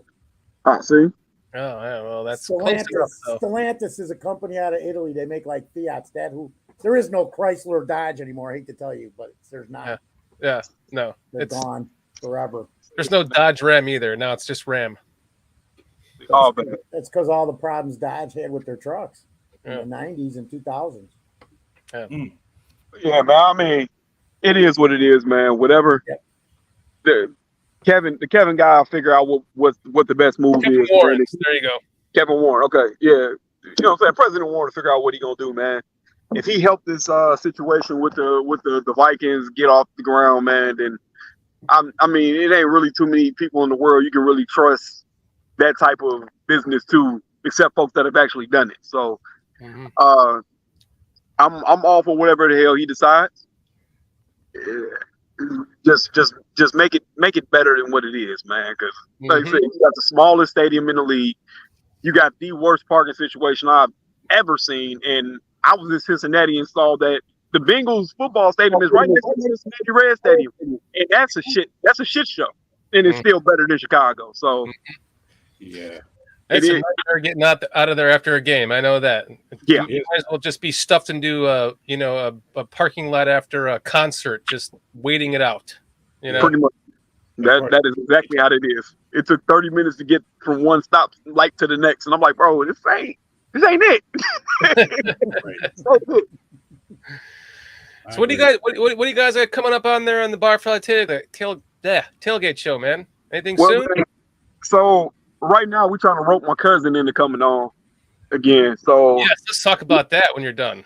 Yeah, so we're trying to rope him into coming back on. They getting ready to start OTAs and stuff like that. So I know he's been busy. They just had the voluntary workouts and stuff like that. So kind of letting him do his thing. But as soon as he gets some free time, he's coming on. He's definitely coming on. So how much more have you talked to your cousin Andrew Billings, who signed with the Bears, since he has signed with the Bears? It's been a little bit, man. It's been a little bit. Like I said, I didn't actually know he signed, right? So I was at work and I was upstairs sleeping in a chair, and my phone is just going off. Like, what the hell is my phone blowing up for? I'm thinking it's an emergency. I'm like, I don't hear no alarms going off. I know it ain't nothing crazy. And then I just look at my phone and I just see, bro, look, he signed. I'm like, what are we talking about? And then I get a phone call from somebody like, hey, man, I know you're excited. I know the family's got to be excited. I'm like, what are you talking about? It's like, your cousin, he signed with the Bears. I said, bullshit. No, he didn't. And then I get on Twitter and then Instagram and Facebook and I see it. It's all like, my family is sharing it. I'm like, that's so amazing. So I texted him. I'm like, yo, no heads up. Like, right. But he texted me. He was like, I was waiting for this message. Like, y'all called it. Y'all definitely called it. He was like, well, we couldn't talk about it then because it was during the tampering period. So it was pretty cool, man. We spoke about things, with the family trying to figure out how the ticket situation will work so we can come to games. Definitely trying to make it to the Packers game. So how does that work with the family and the tickets? How does that work for you guys? From what he told me last time we went to the Cleveland Browns game, they get allotted a certain amount of tickets that they can give to family and friends. Okay. I don't know how many that is. I don't necessarily know how it works. All I know is I said, hey, can I get 4 tickets? And then he gave me 4 tickets. So, awesome. Okay, cool. What game? Can you say that? That was the game that Justin Fields almost got decapitated on the field against the Cleveland Browns. Okay. Yeah, we went to that game. Jeez. And that's when he played for Cleveland. So Right. He took the drive. Well, this is Chicago, though. So you don't know. I mean, I wonder how many tickets they're going to give them because it is Chicago. Probably give them 1.5. Hey, it might be bullshit. But man, look, they can give me $100 off a ticket. Hell, that's all I need, bro. I don't want to spend $500 on the bitch. Right. I'm just trying to show up and show out. You feel me? But yeah, he told me when he got some downtime, he would come back on. He said he really enjoyed being on with the fellas and just talking. Okay. And everybody now is kind of like, hey, how does this process go? How did we get to the Bears? Was it a foregone conclusion? Like once you didn't re-sign that you were going there, or, what I'm saying? So we got questions. Right. Of course you do. Yeah. Right. You're like, I am on a podcast, right? It's that outpouring of love, like just that to see that he's getting is wild because I've seen how it was at Baylor, and you're in Texas. I can't really reap the benefits of you being in Texas because I'm in Indiana, but to see folks talking about him like, yo, we got this big dude. He was a beast against the run last year, man. Then I got folks coming out the woodworks like, yeah, we knew him from Baylor. What? That's amazing. So it feels good to kind of bask in everything that he's accomplished, and it's like I'm proud of him for everything he's done. But to actually see it now, it's an amazing feeling. It's an amazing feeling. So especially when you start seeing him in a Bears uniform too, it's going to be yeah. So believe me, that 97 jersey is on the way. What was that? I said my 97 jersey is on the way. Yep. Right. So you're from Indiana? I'm originally from Chicago. I was born in Chicago. Okay. But my family moved to Indiana when I was young. But our family stretches far and wide. We from Mississippi, Texas, all over. So he grew up in Waco. So it was always kind of the writing on the wall. He was gonna go to Baylor. Right. Okay. Well, KB, what do you think about this running back room that we have here? It's interesting. So I'm a fan of Roschon Johnson. I felt the kid was very underrated coming out of Texas. I did not feel that we had any shot at getting him. it's kind of like how the David Montgomery thing went when he came out. You knew that the kid was talented. You knew that he was a special runner, but you just didn't see the Bears getting him. Mm-hmm. It just didn't make sense. By the time he got to us, he was going to be gone. So you get to he was a 4th rounder. You get to the 4th round, and you kind of looking at it like they wouldn't do it, would they? It wouldn't make sense because you just signed Donta Foreman, Travis Homer. They wouldn't do that. Mm-hmm. And then they did it. Right. And I was like, we just got a stud.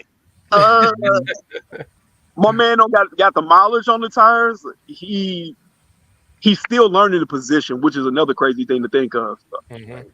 You go from backing up a generational talent at running back, and then you look at it. It was games where Roschon Johnson was still in the spotlight, and that's not just hyperbole to sit there and be like, "Oh, he joined the Bears, so we can kind of chalk him up." Like, no, he legit had games where he was the bell cow. Like they leaned heavily on him to carry the ball. Mm-hmm.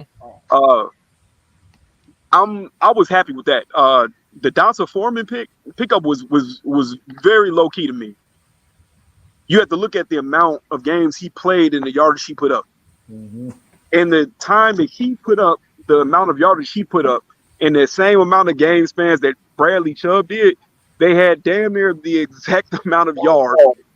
They broke damn near the exact amount of tackles. I think Bradley Chubb has scored a few more touchdowns than him. Bradley Chubb is top 5 running back in the league. I'm not saying Donta Foreman is going to be a top 5 running back, but that's damn impressive. Especially to see the game he had against the Lions. Mm-hmm. He whooped their ass. Like he whooped their ass. Yes, so, he did. If he can do that every game against the Lions, we'll take that. I would take that 10 times out of 10 and put them on Sunday. But it's a young and hungry room from what you can see, because you still got Khalil Herbert. He's a dog. And then the Travis Homer pick, I've heard people saying that hell, he might be the best pass blocker running back on the team right now. Mm-hmm. So I mean, you got 4 dudes in the stable. Catching too. Yeah, and best pass catcher. And then you still got the kid they drafted last year, Ebner. I don't know what he might bring. Maybe the competition might bring something out of him. But at the end of the day, you got 5 kids in the stable right now, and somebody's gonna have to take that number 1 spot, man. Mm-hmm. So I'm cool with it. Earlier out today, I put a tweet out saying something about the Dalvin Cook thing. I thought that he had to clear waivers, but I guess because he's a veteran, he ain't got to. So him just being released just means he's being released. I wouldn't lie to you if I didn't say that I was interested in Dalvin Cook. Really? I would absolutely be interested in Dalvin Cook. Only for the simple fact, right now we got one player who probably made a Pro Bowl on offense, and that's DJ Moore. I don't know if he did or not, but right now that's the Pro Bowl talent. I said Bradley Chubb. I meant Nick Chubb. My bad. But you bring in a Dalvin Cook. If there was any way in hell you brought in a Dalvin Cook, you have that all-pro talent at that position, and that right there would drive defenses mad. The read option game would be ridiculous. Let's just say that. You're going to have the fear of God in you coming up to the line and seeing Dalvin Cook standing behind that line and saying, if he gets the ball, we have to try to bring him down. If he doesn't get the ball, that means Justin Fields just ran past us for about 20 yards. And then you're gonna bring all the people into the box, play action rollouts, boots, and now you got to sit here and worry. Fields can take off. Fields can throw the ball deep down the field to one of the best deep threats in the league, and DJ Moore. Or this man might just roll out and dump the pass off to a Dalvin Cook who can take a screen pass or a short yard pass 80 yards to the house. So, like I said, that part of me would love to see Dalvin Cook. I'm not gonna lie. The dude's a hell of a back. He's only 27 years old. I don't believe he'll come to Chicago. Ain't no fucking way. Yeah. Like I said, I see him going to probably Miami. It makes some sense. Earlier, yeah. See, y'all said it earlier. I haven't even had the chance to listen to the podcast yet. I know. But the dude's a hell of a talent. I see people saying that he ain't worth the money. Look, at this point, who are you paying? You got over $30 million in cap. We still haven't added an edge rusher. Mm-hmm. At a certain point, it has to stop being about, oh, somebody isn't worth the money. If you can take any kind of pressure off of Justin Fields, it's worth the money. So assuming that he's not signed, who's the odd man out? Is it Ebner or Homer? It's definitely Ebner. Definitely Ebner. Listen, he will go straight to the practice squad. He did not look impressive last year. I guess they said he was hurt, or whatever the case was. I'm not impressed yet. I will put him on the back burner right now. My running back room, Practice squad guy, maybe. Yeah, he does. Like I said, Ebner definitely practice squad. Practice squad. I think they brought Travis Homer in for a reason. They signed him to a 2-year deal, so he's here for a reason. Who do you think the first running back is to touch the ball this season? Don't ask me. I don't know. That's the hard part. I don't know. Oh man. Foster came up with Foreman. Okay. Foreman to me can probably be the most dangerous running back we have. And I'm gonna say this: the dude is over 6 foot. He's 225 pounds and runs like a 4.40 or some shit like that, or a low 4.5.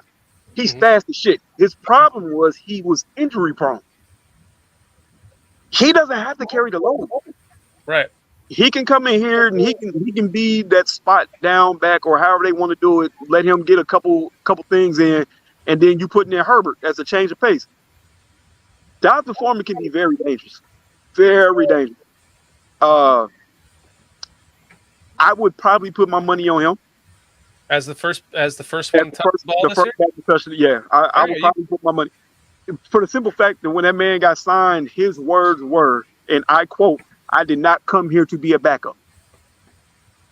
That man has a dog in him. He has all the fight in the world right now and all the motivation in the world to come out and win that damn job.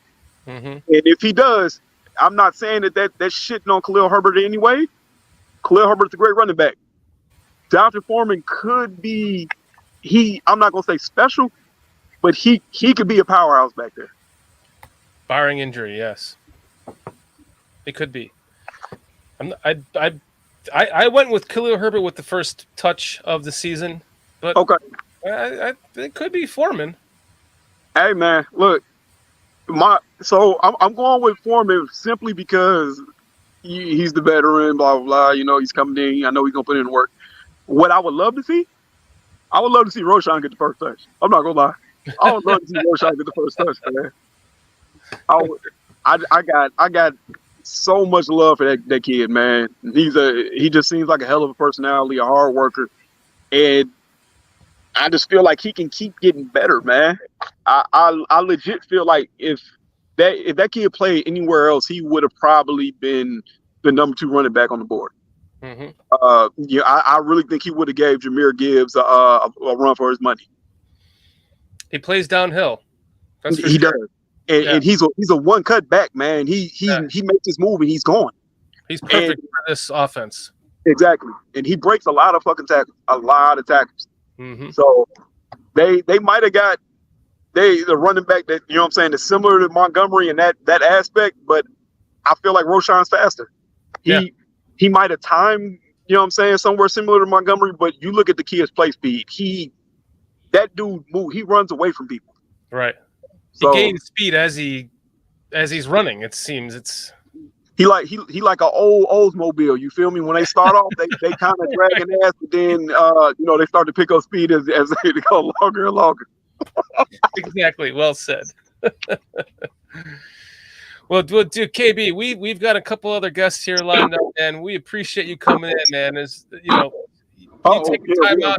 We got airplanes flying over, and I can't hear shit. So my dude just landed. So perfect timing. I'm at to catch y'all boys, man. Thanks for having me on. Yeah, y'all know I'm gonna be on here, man. Thank you for coming on, KB. We'll see you next time, buddy. Oh, that was fun talking to KB. Man. He's always a blast. Guys, before we get into our final guest here, let's take a quick moment to find out what Mammy thinks. Kitty, you have that rolled up here?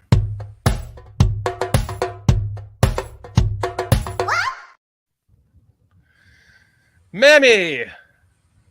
How are you doing this evening? Looks like she put on makeup and everything this time.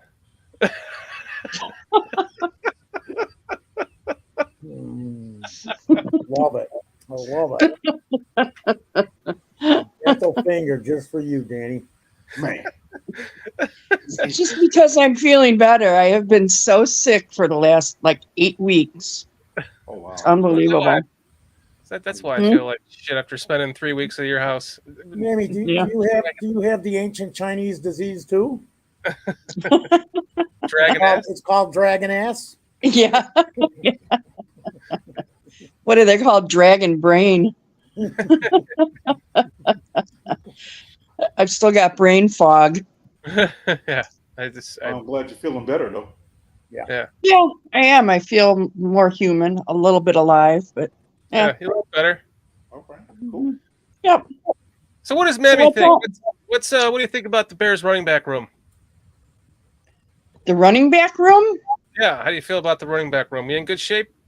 Yeah, great. Like the draft pick? Love it. Okay, excellent. All right, thanks. I like them all to run back. Yep. Excellent. They're all going to run the ball well. Yes. Backwards, forwards, sideways, whatever. Yeah. Please, not backwards. Only forwards and maybe sideways. Jim Marshall. That was kind of a cutie patootie you just had on. Who was that? Cutie patootie we just had on? You're talking about Yeah. KB. KB. Oh, KB, yeah. That's Ryan Billings. His cousin just got signed to play for the Bears. Oh, awesome. Mm-hmm. Cool. I think he's single. I could see if he has. You can call me daddy. I'm even a little bit higher than a cougar. What would that be? What would that be? I don't even know. Mountain lion.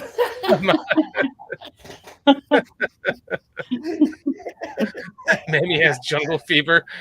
Retro says. A mountain lion? Oh man.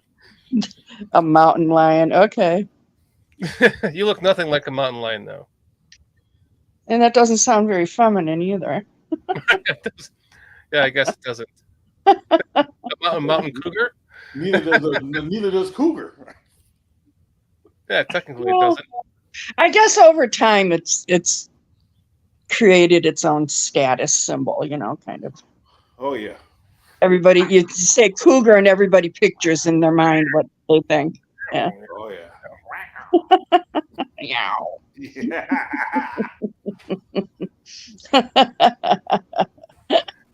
So have you heard anything new on the stadium stuff? Watching the local TV up there, Rockford, anything else?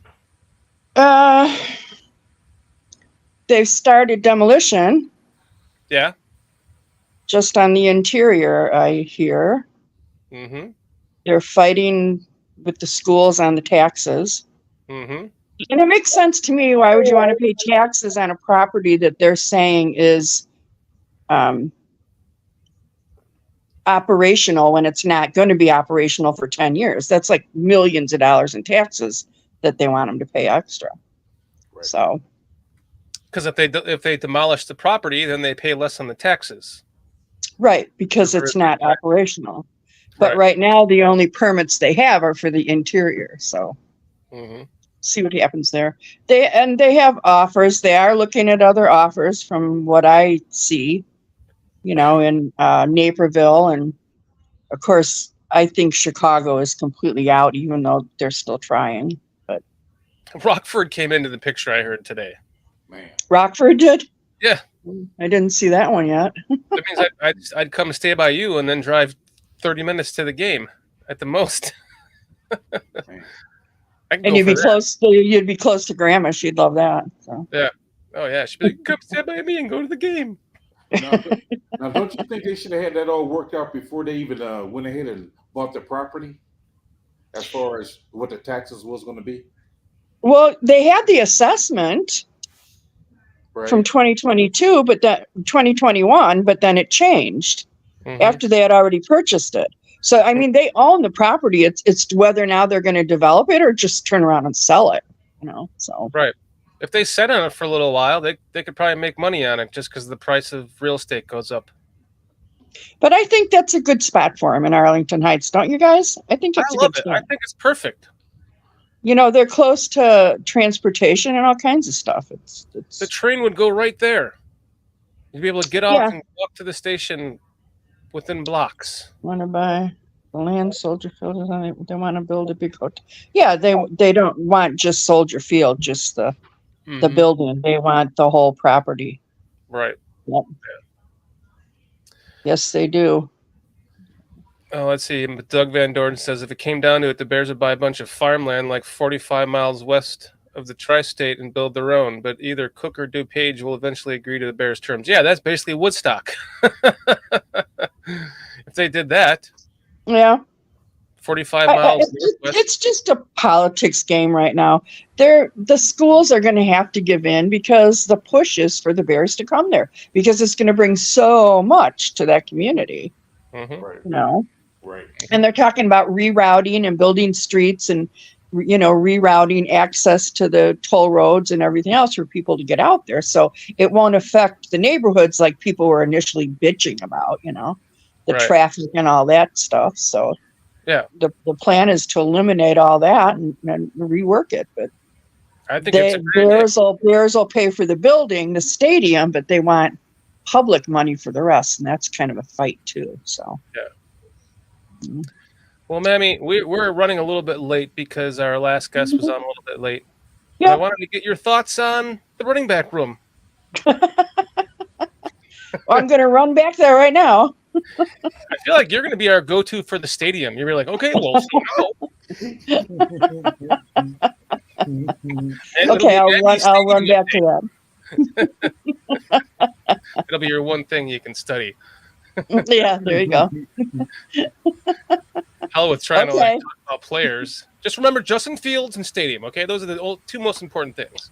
Well, I know Justin Fields. I've watched him play, but I don't know a guys, lot. a real quick funny thing before we let Mammy go.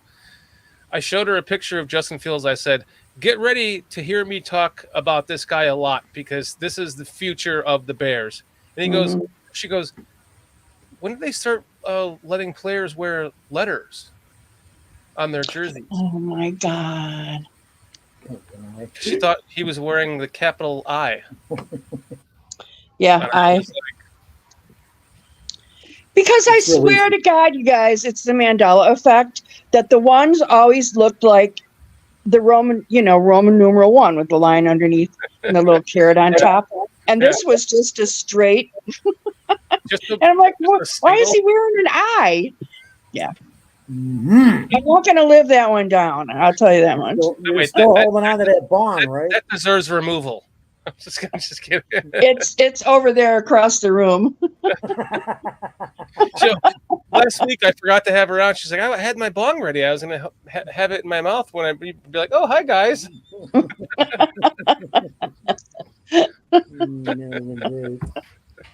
Oh, well. Next time. Yep. Well, Mammy, it's great having you on the show. And we will get more of Mammy's thoughts next week. Come on, PJ.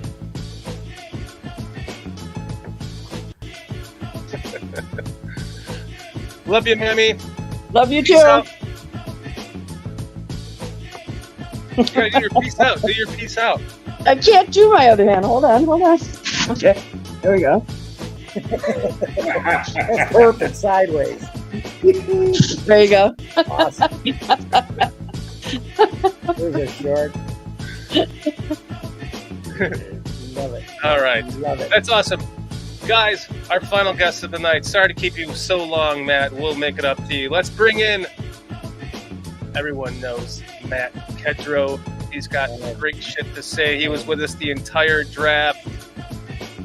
Matt Kedroe was down with PCP. Don't lie to him until you make it up to him and shit.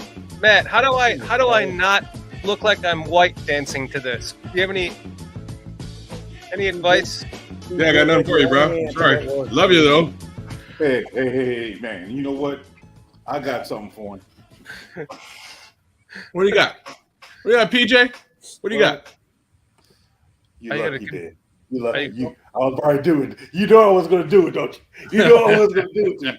I missed it. What? I was going to take you out the show. You're going to pull me? You almost got. Oh, you you know got. Wow. It's about time we bounced Shorty. Just one time. Ked's back, folks. Ked's back. Shorty's bounced. Shorty's back. You should have done it.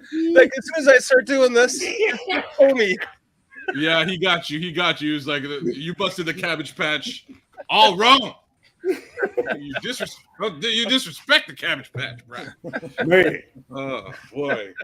That was not the Cabbage Patch. That was the lettuce patch. It was a lettuce field. It wasn't even a patch. It was a whole field. Man. Yeah, boys.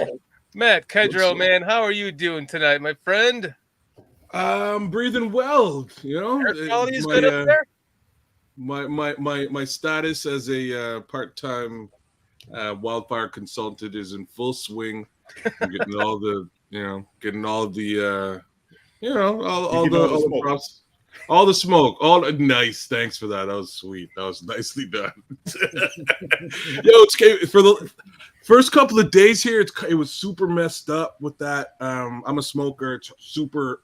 I went out to have a cigarette. I could barely do it. So about that time, maybe I just quit. I was rocking with you, Foster. I may have to take a step back, but it was kind of brutal here for a couple of days. And things just to understand is like, it's still pretty wet in Canada. That's why I'm like, where the hell did this stuff even come from? It's super wet out here. There's still puddles outdoors right now. Wow. I don't know how the forest, you know what I mean? I don't know how the forest got dry enough to explode into wildfire case scenario, but here we are. I'm not a meteorologist or fucking firefighter. That's it for me as far as wildfire. Oh, your loved one's good though. Say again. Oh, your loved one's good though. Not all of them. If you're bringing it up, my family's, my immediate family's pretty square. I got an uncle. I'm talking in regards to the fires. Oh yeah, we're nowhere near nobody's getting engulfed in flames in that regard. You know what I mean? It's just in a very odd spot, like where it's originating and why it would be hitting you guys in New York and Illinois and sort of on the East Coast. It's originating in Quebec, just a little ways away from me. So I'm about 2 hours away from where it sits, and that's just all it's all mountainous area with all level of trees, right? It's really green and lush over there, but at the same time super wet. I'm kind of surprised that it's as brutal as it is, super wet. Is it east of you? That's how we like it. Say again. Is the fire east of it? Shit. PJ, been a minute, eh, bro? All you gotta do is just look for PJ going. Yeah. You missed. I know I fucked up. So it's actually northeast. Yeah, you're right. It's not too far from where I'm at all, but super odd. Never seen anything like that in my life. That's very strange. It's messed up when the puddles in Canada are on fire. You know what I'm saying? Because they're probably raining acid, like diabolical fuel rain from that Ohio train spill, right? Ooh. Well, I heard that came up to Alberta, which is nowhere near where I'm at. That's like closer to Montana, I think. I'm nowhere near there, but that train spill I'm talking about was in Ohio. I I think that like we got some blowback out of that in the So western side of entirely the Canada. wrong place that you're at. Okay, yeah, my bad. Yeah, the west side got a little bit of that. We didn't get any of that. Been pretty cool. Again, reality is it's winter 9 months out of the year. We finally get a little bit of sun, and now I can't fucking go outside. You know what I mean? Like what the hell, this country, man? Make up your bloody mind. Man, anyway. I could go on about the weather all bloody day, but weatherman's got the best job in the world. Absolutely zero accountability. You know what I mean? Nobody's calling the weatherman up to say like, bro, like you fucked up. It rained yesterday, you asshole. We should be, man. We should be calling them up every fucking day, bitching. I agree. We should really go at the. How much money do they pay you guys? Get the fuck out of here. Dude, he's on TV. He's getting that TV speaking money. They get, or she. In some cases, if it's Aldo Gandia watching the news, it's a whole other thing. That's true. Yeah, I was really trying to string up an Aldo Gandia clip there. You know what I mean? But no. Different show.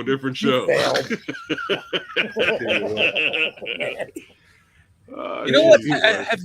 Have you guys, since we've been putting like our guests through the interrogation room, we know where you're from, but PJ, have you asked Matt how he became a Bears fan? I'm kind of curious about that. I don't think we've ever asked you that. That's a really good question, and I'm going to give you an awesome. Become a Bears fan. Since these guys won't ask it, I will. There you go. All right, I'll give you some good, a pretty solid answer there. So it starts out with just being a child of the 80s, man. That's really what it is. Oh, that's enough. That's all I need. I'm gonna go take a leak. I'm gonna pull myself out. You explain this. Okay, we'll just end the show right there. We'll end it. The reality is, Refrigerator Pear is the only G.I. Joe figure that an NFL player was ever created for an NFL player. Really? Yeah. I don't know any other. I don't know any other players that have a G.I. Joe figure.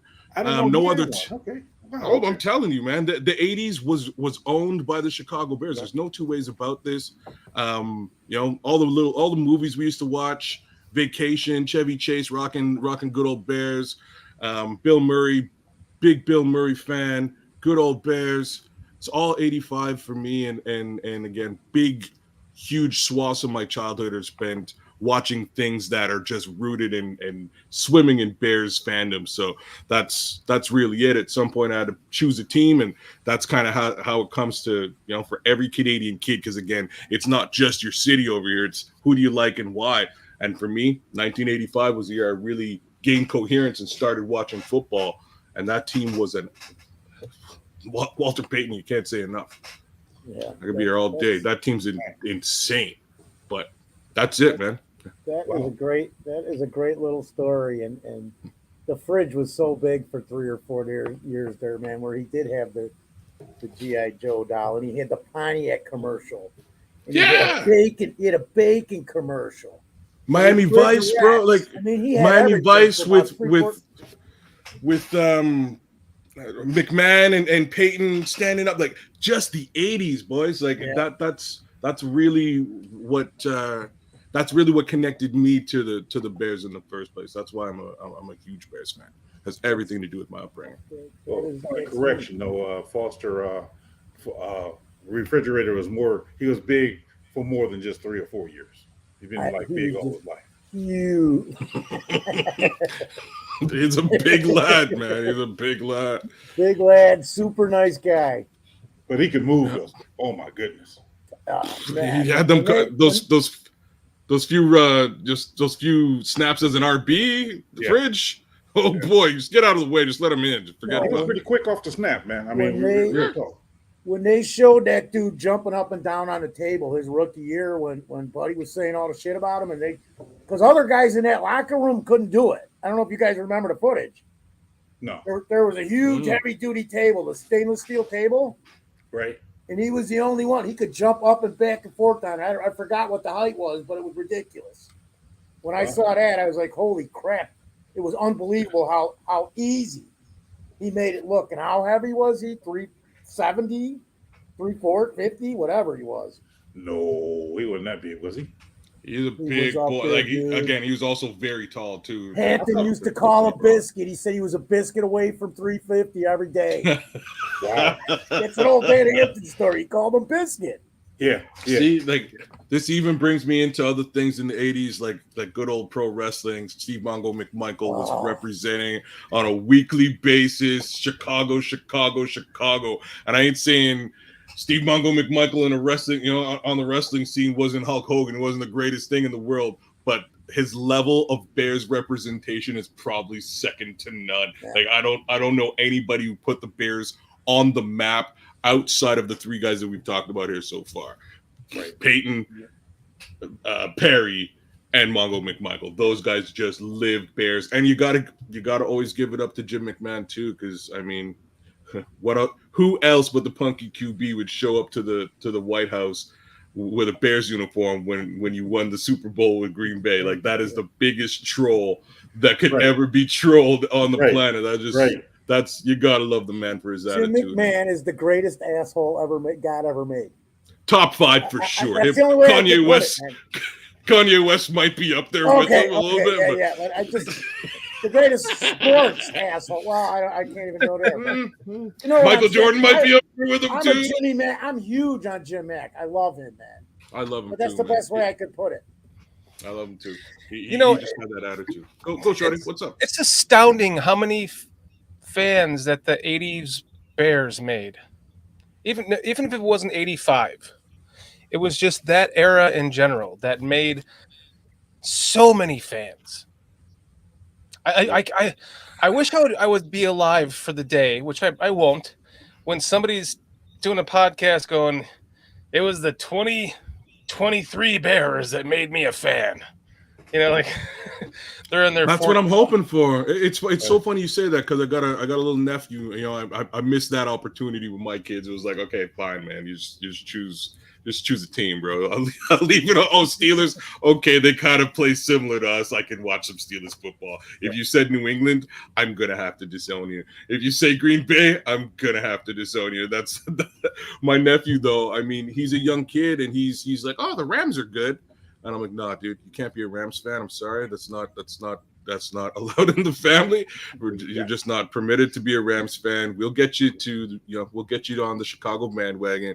You just have to, we have to do a little something for him. So let's start doing it now. And like, strangely, he kind of looks a little bit like Justin Fields, my nephew, just a little. Does Justin wear glasses? No. We can make him wear. Okay, if we poke Justin in the eye and shrink him, no, he's my just nephew. got connections. They don't have to have lenses. We'll just make him put them on. There you go.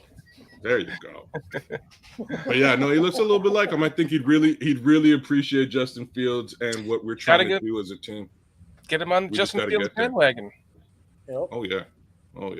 We got to do something to pull him over, and I think we will. To be honest with you, I think we're in a really good place. I'm hyped and excited for where we're gonna go with this thing this year. I know you boys have been talking about the running back room. I have high doubts. I've been trolling Vikings fans all day. High doubts we'll be seeing Mr. Cook in blue and orange, but I will say he wouldn't be a bad. He wouldn't be a bad outside zone case scenario, and the reality just is Herbert's pretty solid in that regard too. So I'm comfortable with where we are. As far as what Ryan was saying about the RB situation a little while ago, I would really love to hear that Roschon Johnson just beat everybody out and he's the guy. That'd be the best story coming out of training camp that I could possibly hope for. Yeah, I think that's what what we need to do is just want the competition. We're in a place where we can have competition and let the best man win. So with all those running backs, just let the best man win, fight it out. That's it. And I mean, if he's the best man and he actually does win that out, it says so much about him and his potential ability. Because you've beaten out Herbert. Herbert's solid and square. There's no questions as to what he can do outside of potentially pass protection, but I mean, he does the darn thing. Foreman is he's a force to be reckoned with. Foster, I think you might be right that Foreman may be the first guy to do it.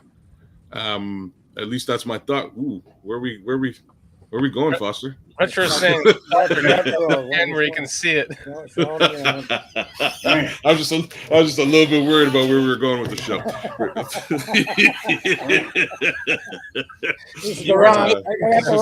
the wrong device for that. That's different. What link did I click on? This is OnlyFans.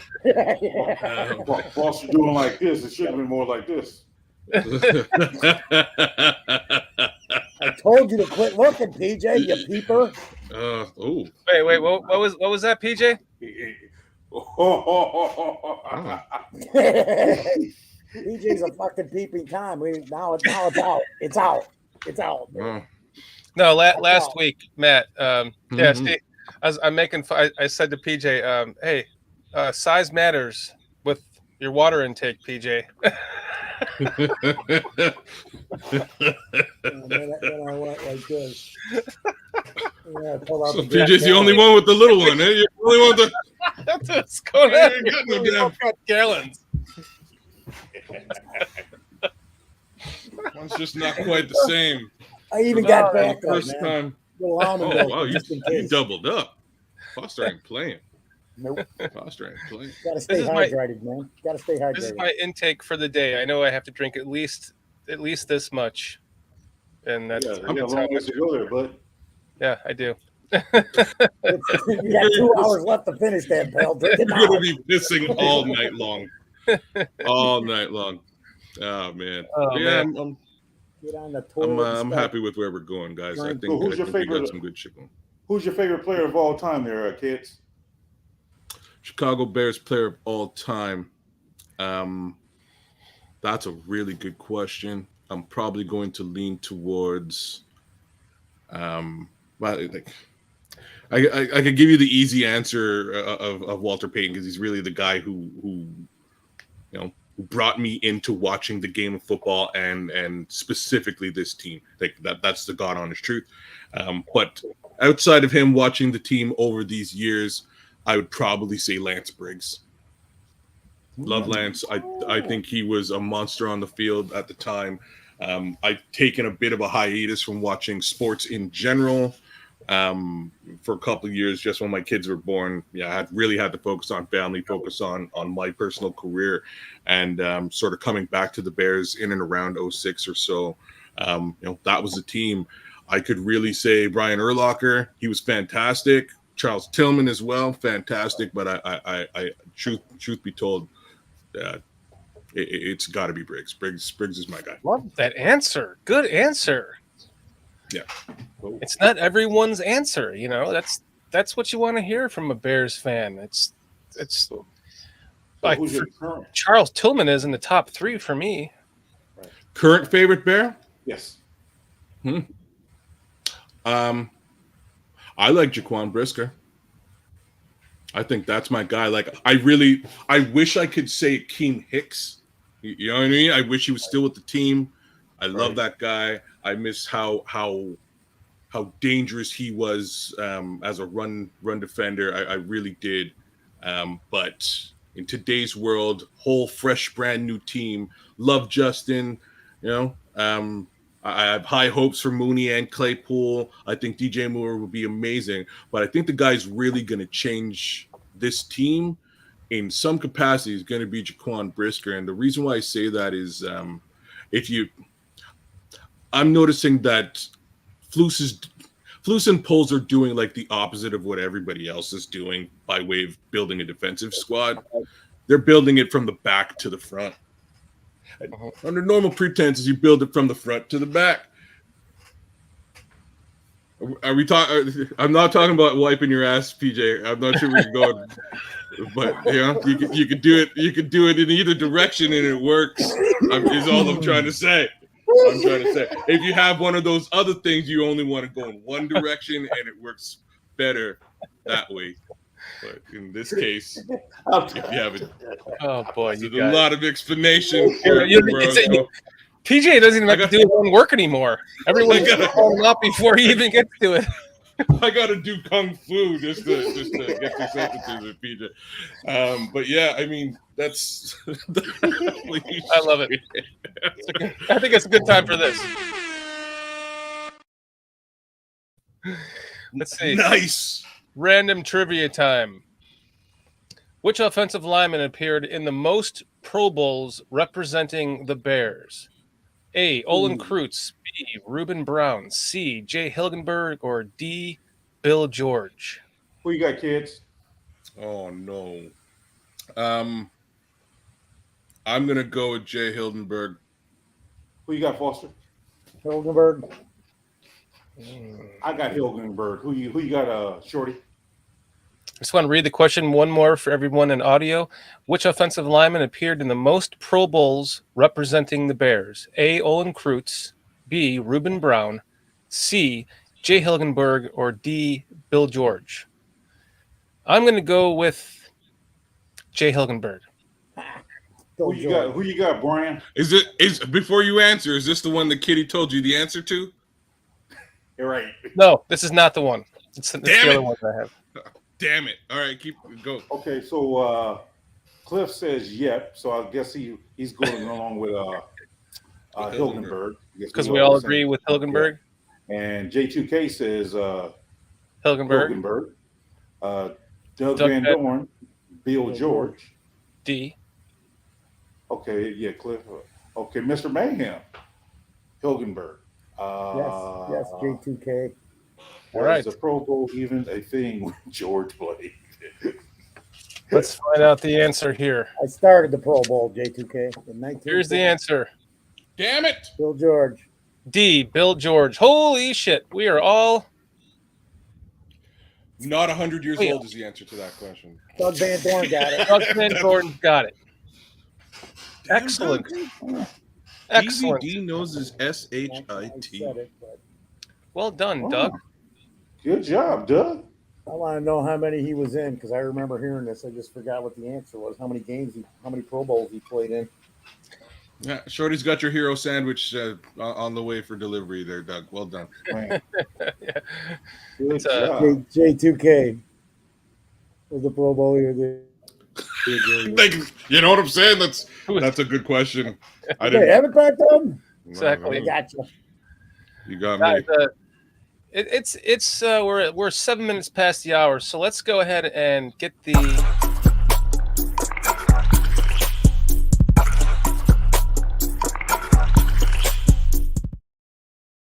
shoot the shit time. What's up, Brian? Hello. Welcome back, Brian. Yes, he's back. Okay. Welcome back, Brian. Just to speak on what Matt was talking about earlier, brought up so many memories of having wars with G.I. Joes and Star Wars action figures. That was back in the day. That was sweet. Yo, in my house, William Perry always won those battles. Fuck Luke Skywalker, William Perry. I just want to know whether or not Brian was Jabba the Hutt your favorite character. You're that soul, BJ.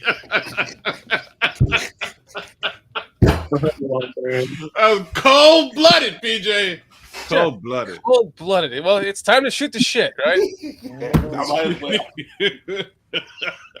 Don't worry, Brian. You get him back. Get him back, Brian. How come you never knock PJ off the? I'm not. Oh no! He shuts PJ down all the time. It's just all the time. Brian, I hope you have your gallon of water. Hey Swifty, where's this jump shot at? Like I jumped on Twitter to see if I could find anything with him playing ball. I kind of want to see. I would be really impressed to watch the kid play some basketball. Oh, Justin? That would be cool. Oh yeah, that would be awesome to watch. Because again, the way Pat Mahomes.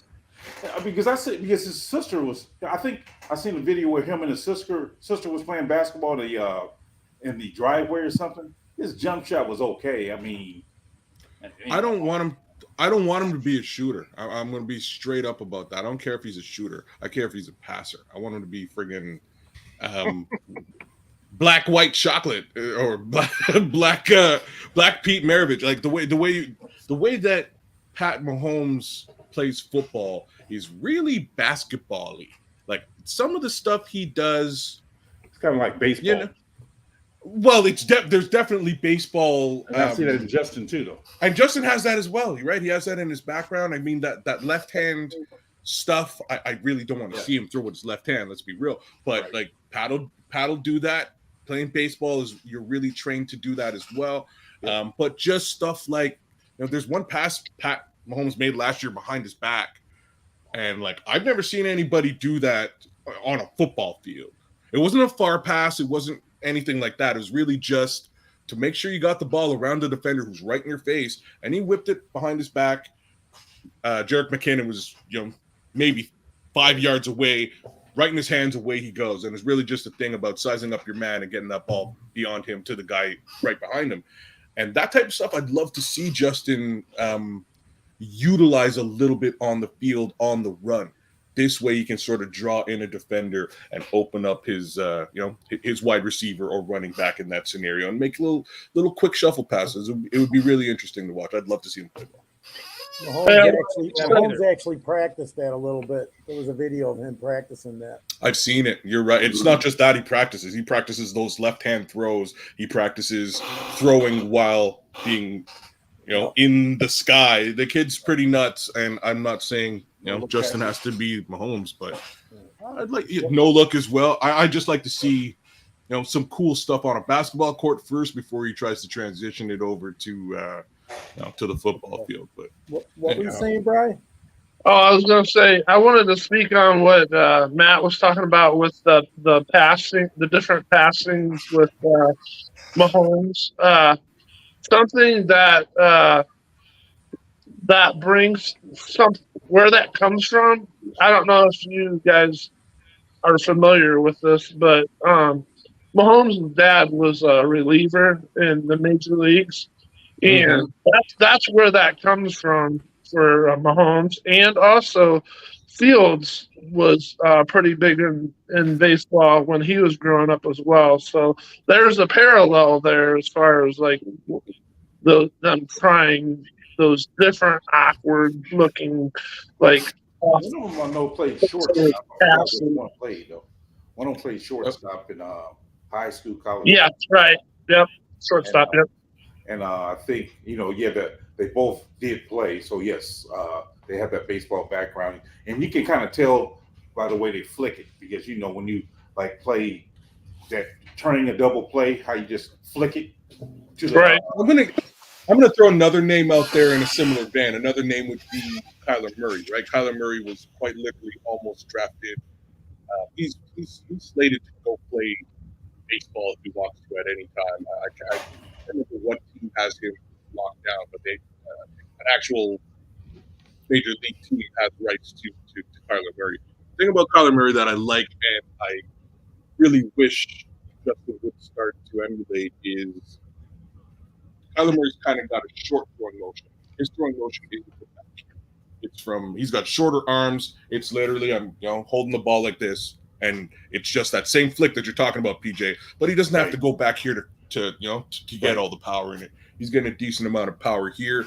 That'll get him about 20 to 25 to 30 yards throw. If he really wants to do it, he's going to go back and do it. But just go back all the time. Oh, he's tiny. He's like 5'4". Like I'm being a jerker, but like 5'10" or something like that. He's not that. He's not 5'10". Wow. No chance. No. Wow. He's bigger than Bryce Young. That's for sure. There's a picture of the two of them, and they look very close in height.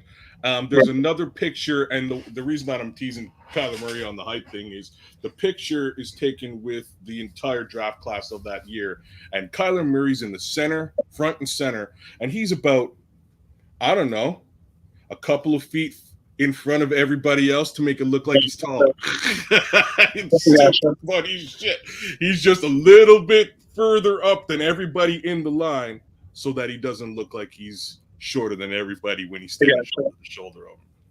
Hey, I wanted to ask you guys this though, real quick. Have you guys had the opportunity to watch Swifty's video on Zach Pickens? Man, his lateral ability, boy, that he's gonna wreck some running backs and backs.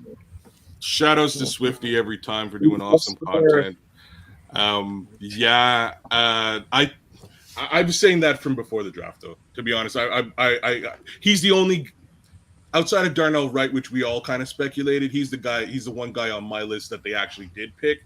Pickens is really good, great get off.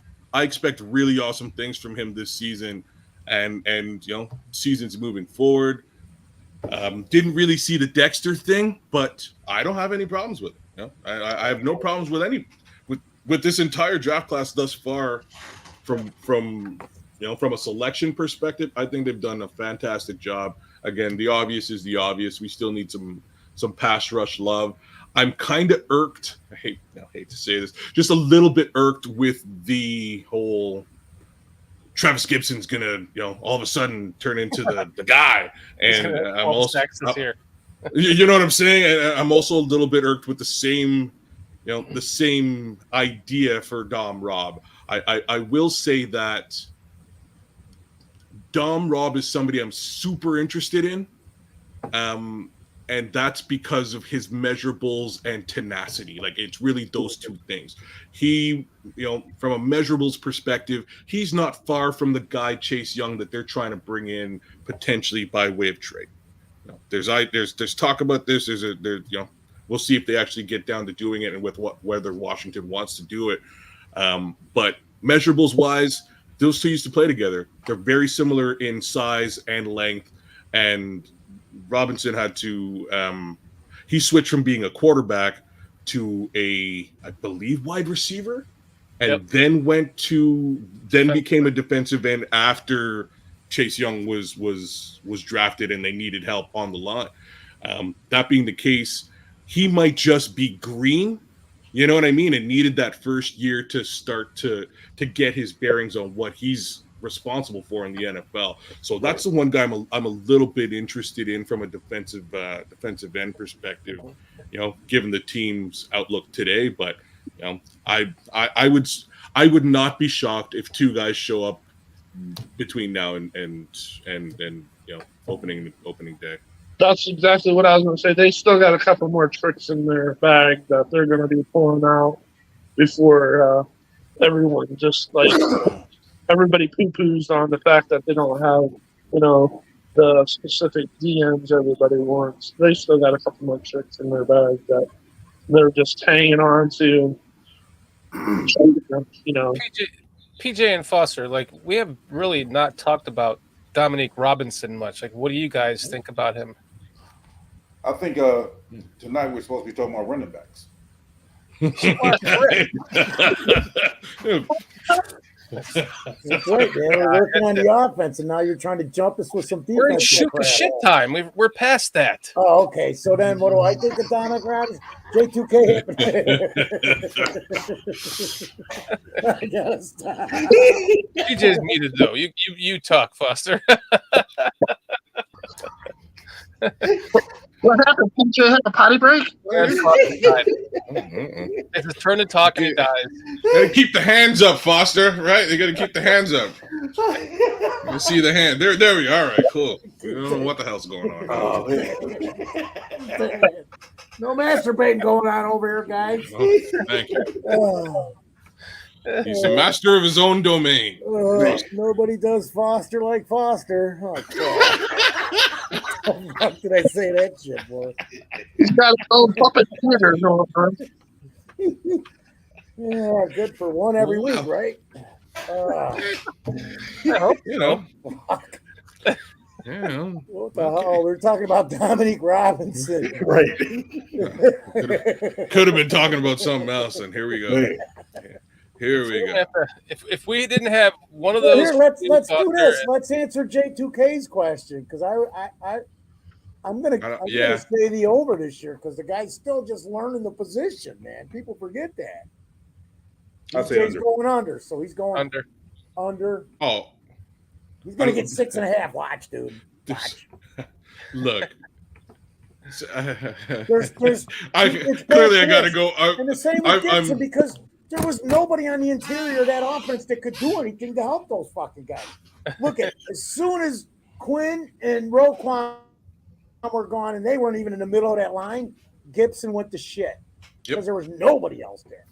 Well, that's like you also have to immediately recognize whoever was on the other side of Gibson basically commanded a double team. It was either Khalil Mack or it was Robert Quinn. He's running free, so is at least able to get something done during that, those case scenarios. Once they stopped and said, well, maybe we can double team him, he's out. He's completely on an island all by himself. He's out of the mix. So hopefully somebody is on the other side and able to take things up. But I heavily got to say the under, right? I got to say the under, and odds are neither one of these guys, if we're lucky, are actually starting at that, in the defensive end role. But so I'm going to Tom Robb. I'm going to say under for two reasons. For one, they're in a rotation, and he's still like developing and learning. Yeah, he's not a finished product. He's still got work. And also, if you heard Felice's answer to the end position in his defense is to maintain their positions and hold the outside end. I don't know if you understand what I'm saying, but the defense, the tackles are going to be pushing upfield, and the defensive ends are more of a contained. And that's the reason why I say under. Well, I agree with you guys. I think for me, the thing that Dom Robb, he has a sack and a half the first game and didn't get any more the rest of the year. Mm-hmm. So even when Quinn was still there, he didn't do nothing. So right. I don't expect a lot out of him now. I do, in the same token, expect more out of Gibson this year because of that inside presence. I think he'll have a good bounce back year because he got those people pushing the guys into him. But as far as Dom Robb, I think it's going to be a work in progress for him still. Yeah, me too. I think we're going to see more sacks overall, but I think it's going to be it's going to be spread out between the defensive players. It's not going to be like one person has 20 sacks and everybody else has 2, 3. You know what I'm saying? Yeah, I don't think like 5 or 6 a guy. I don't know if it's that many, but well, I mean, I wouldn't be surprised if what's his name, Walker, Gibson, one of the rookies between Dexter or the other one, be around 5 or 6. Those 3 or so being around that, and I think Robinson. I'm looking at him maybe getting like 4 or 5. That's why I think he's going to be at about 4 or 5. I have a feeling that I have a feeling sack production is really actually going to come from the interior lineman, very similar to what you're saying there, PJ. I don't really think it's going to come from I think it's going to be from the inside out as opposed to outside in. Same token, I think we're going to see a lot of secondary action this year, and again, it's a little bit different than what we're used to.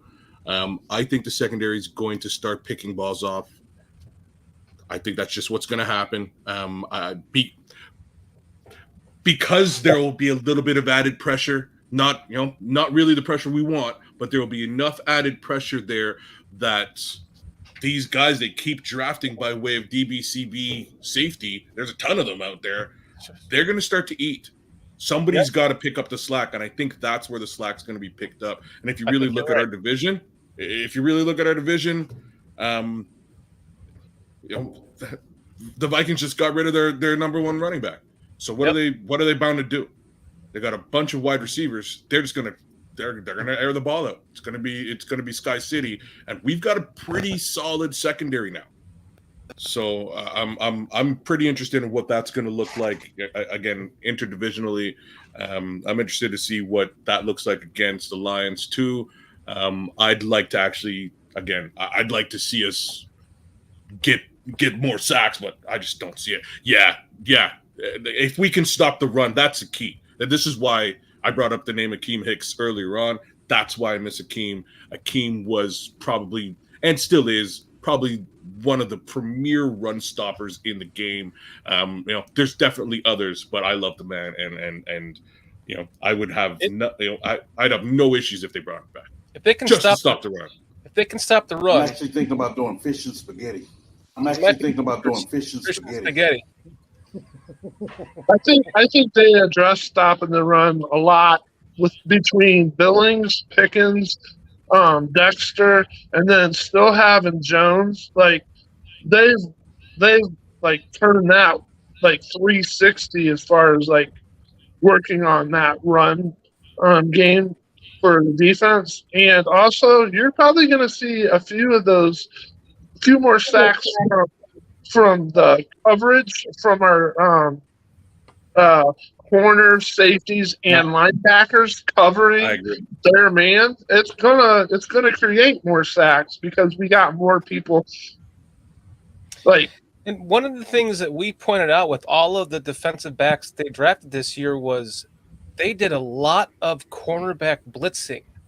And that's not really to say that they're going to, cornerback blitz the hell out of all these picks that they drafted, but it certainly does lead to the idea of that being a potential reality. But it proves that they're good tacklers. They can pursue and hit.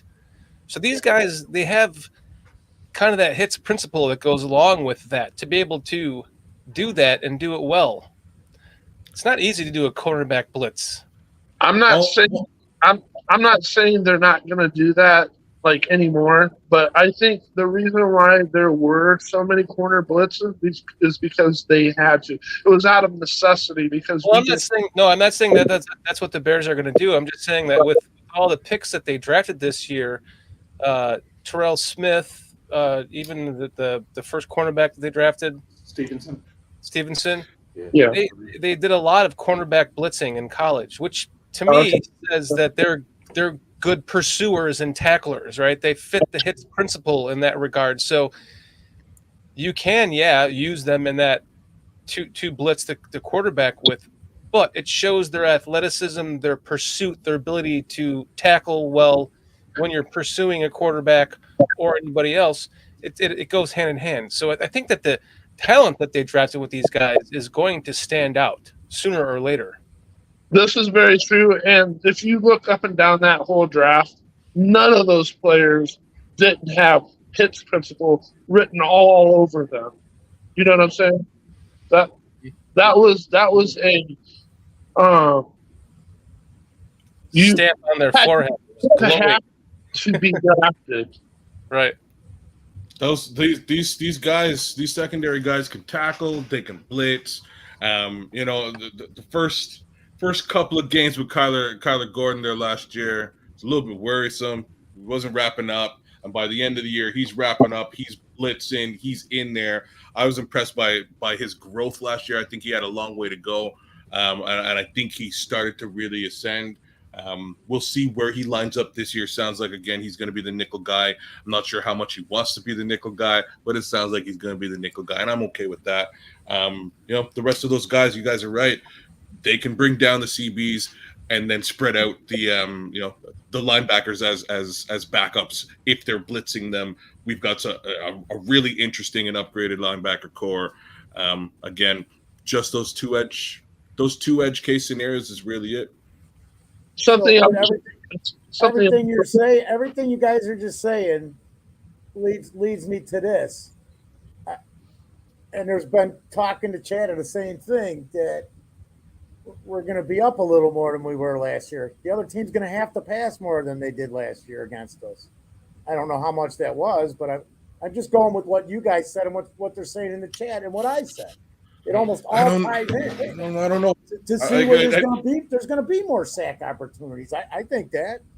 Right. Because we're not going to be playing from behind every game or fall apart. The defense fall apart late in the game because we don't have the same guys. Thank goodness. Yeah, we got without change alone has just made everything so much better. Yeah, I see more opportunities. Is that the corners that they drafted are more man. You generally tend to think, well, they're going to be zone corners, but they drafted man coverage corners, when they were drafting. Like they're going to stick on they're going to be switching things up. They're not just going to be, we'll cover a spot. Right. What are you going to say, PJ? No, I would just. No, you guys go ahead. Go ahead. I'll save it. It's not you have something good to say. No. I was actually trying to read the chat too, so you guys go ahead. Well, there's somebody that Mark Kazak brought up earlier. I'm sorry to bring this up, but why aren't we asking the question, when are extensions coming? Pulls claims to value homegrown talent. So Great big up to question. Mark has been in the chat from the second you guys lit up today. Just wanted to give him a little bit of shout out since you're putting him up here. I agree. I don't. First things to say, I'm not worried about the extensions for anybody. I'm not. I know PJ's right here with me when I say this. Poles has not extended anybody, and I have a feeling he may not do so. I think I'm on record on this show saying the first guy is likely going to extend is Justin Fields. Hate to say that. That's saying some pretty harsh words for guys like Cole Kmet, for guys like Darnell Mooney. Chase Claypool's another guy in that regard. You didn't draft him, but again, the extension would have to come from us. I'm also not worried about any of those extensions. At this level, all of those players have something to prove, and I'm going to throw Jalen Johnson into that same category. They have something to prove. I don't think any of them are in a situation where if I was the GM, I would just say, hey, you know what? You played amazing last year. I'm going to pay you. You're awesome. And that's not me saying that they suck either.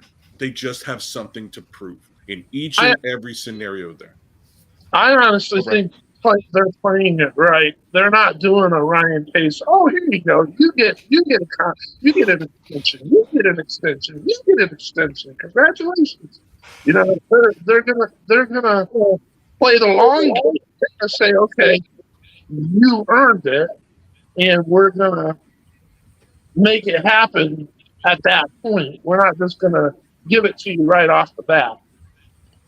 I'll say this. I think that the problem I have with that philosophy seems like you're setting yourself up for, it's a contract year.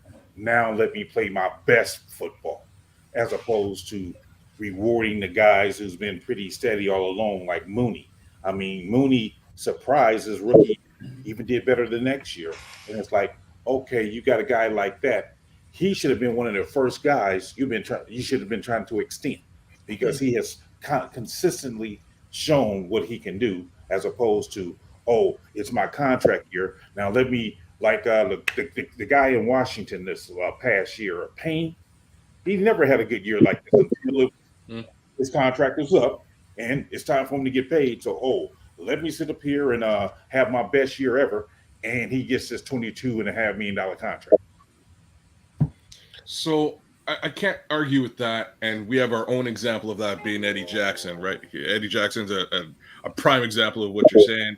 At the same time, Eddie took Eddie had a down year right after he signed that, and everybody's like, Eddie.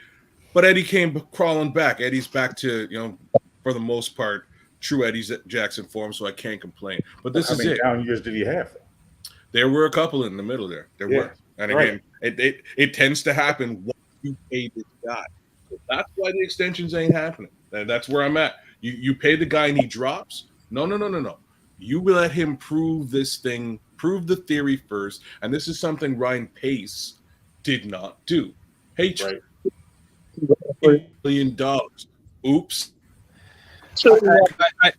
I hate to say this, but it goes to the point of he didn't draft him, right?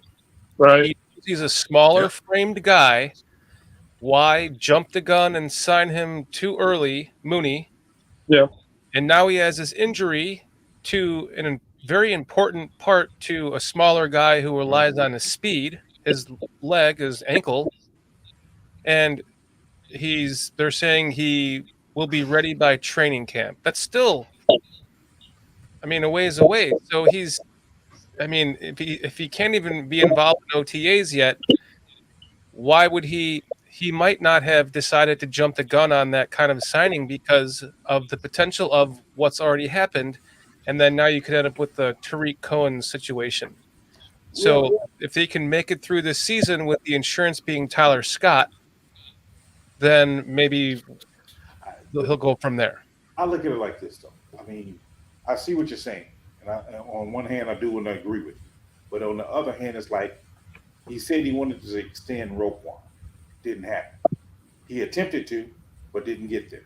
He said he wanted to extend Montgomery. Didn't happen. So the point I'm trying to make is I know he has his numbers set for guys that he wants to sign.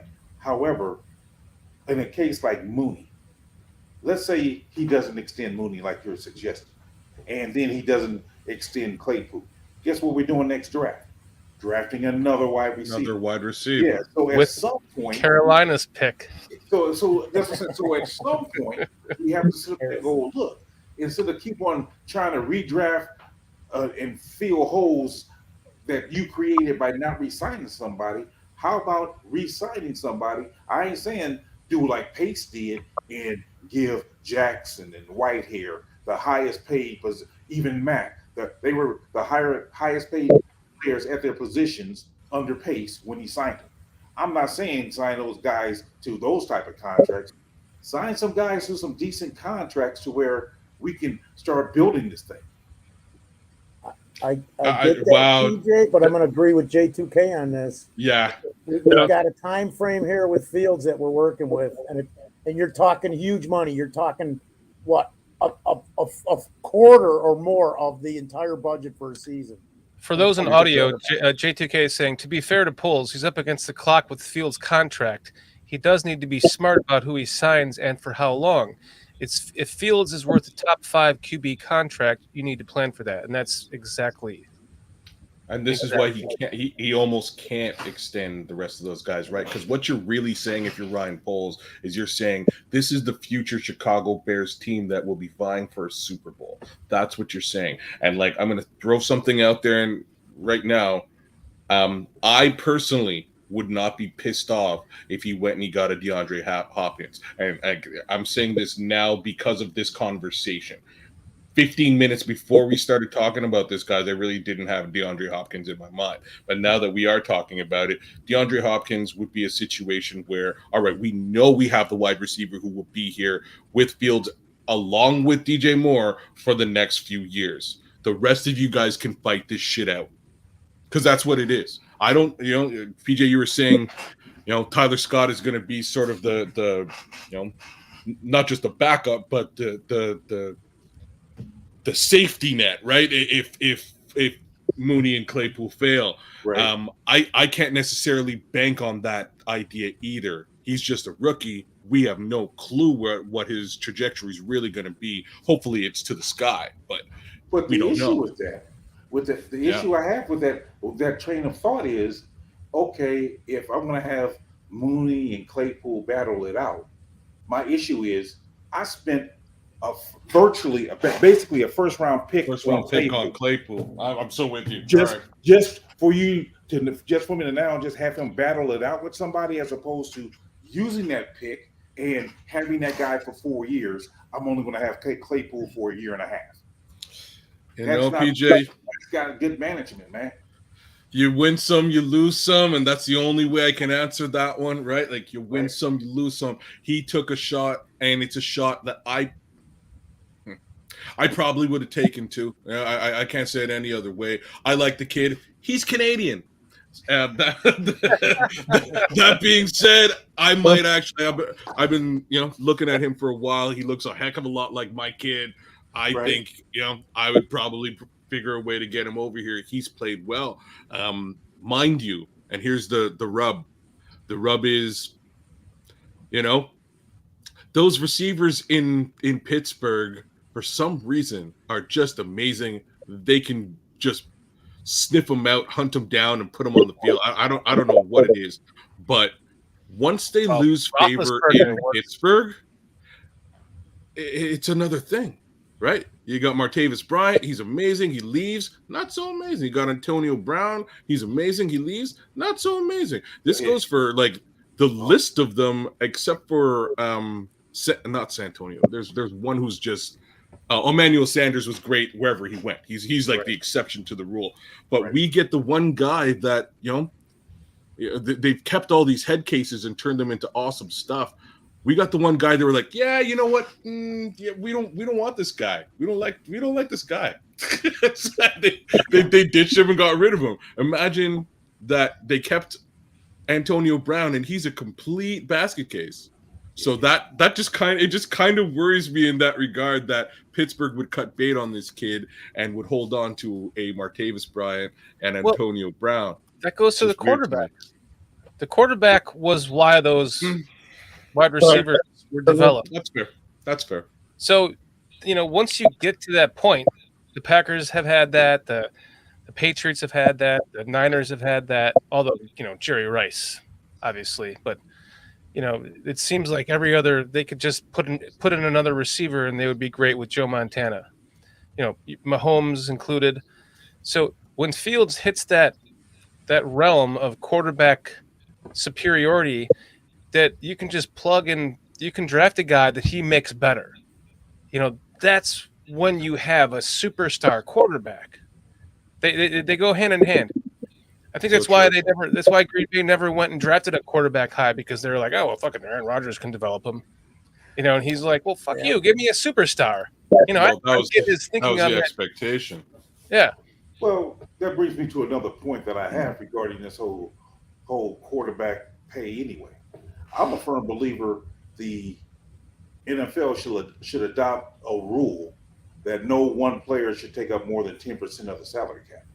Because when you get to playing these quarterbacks all this ridiculous money, you won't be able to have a championship team, because you got to pay. I mean, you're paying him all this money. You can't pay no one else.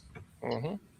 That's kind of the game, right? And this has been well documented, right? Like this is why this is literally why they draft people when they draft them. And Ryan Poles is hoping to God we're in the Super Bowl next year. Like don't get it twisted any other way. And I'm not saying that we are going to the Super Bowl, but I am saying that that's his design. His design is Justin Fields succeeds this year, we max out crazy next year, and we're vying. If Justin Fields fails, it's not all is lost. It means we get another quarterback and hope to God he can pick up where Justin left off. That might take another 2-year case scenario. So whatever he does with these extensions is likely, in my opinion, going to happen midway through the season. Midway through. I expect him to try to make a playoff run this year. I do. Playoffs. Yeah. I'm talking Super Bowl run next year. Moving forward. Well, after next year, that's when you start paying Fields into that big money after next year. So you wrap him into a 5-year, right? He's only in year 2. This is going to be year 3. It's going to be year 3. That's fine. I don't even want to talk about that. Let's not even talk about that contract. Let's get right into the question. What do you got? Oh, here we go. Trivia time. This is the one that I do know the answer to. All right. I want to answer. Obvious. The shorty can't answer. How long was the longest field goal Kevin Butler made among the 3 he kicked in Super Bowl 20? A, 24 yards. B, 26 yards. C, 28 yards. D, 30 yards. What was his longest field goal of the 3 he kicked in Super Bowl 20? What you got, Brian? You guys got chat. A, 24. B, 26. C, 28 yards. D, 30 yards. I go 28. We got a C, right. 28. What you got, kids? Well, I'm going with the old, the Fresh Prince. Go with C. I'm gonna go with that. Wow. Okay. You got, Foster? D, 30 yards. Wow. D. Okay. D. I got B as in boy with 26. Okay, so we have two C's, a B and a D on the panel here. Chat's saying J2K says C, Cliff says D, Doug Van Dorn says he thinks D, 30 yards. Walter Besky says C, 28 yards. Mr. Mayhem says D, 30 yards. The answer, because I know it, C, 28 yards. All right. What? Oh, just so you know, I would have guessed A. So I would have been wrong. So what did he pick? 24, I 26, love how and short he 28? guesses wrong, even though he knows the answer.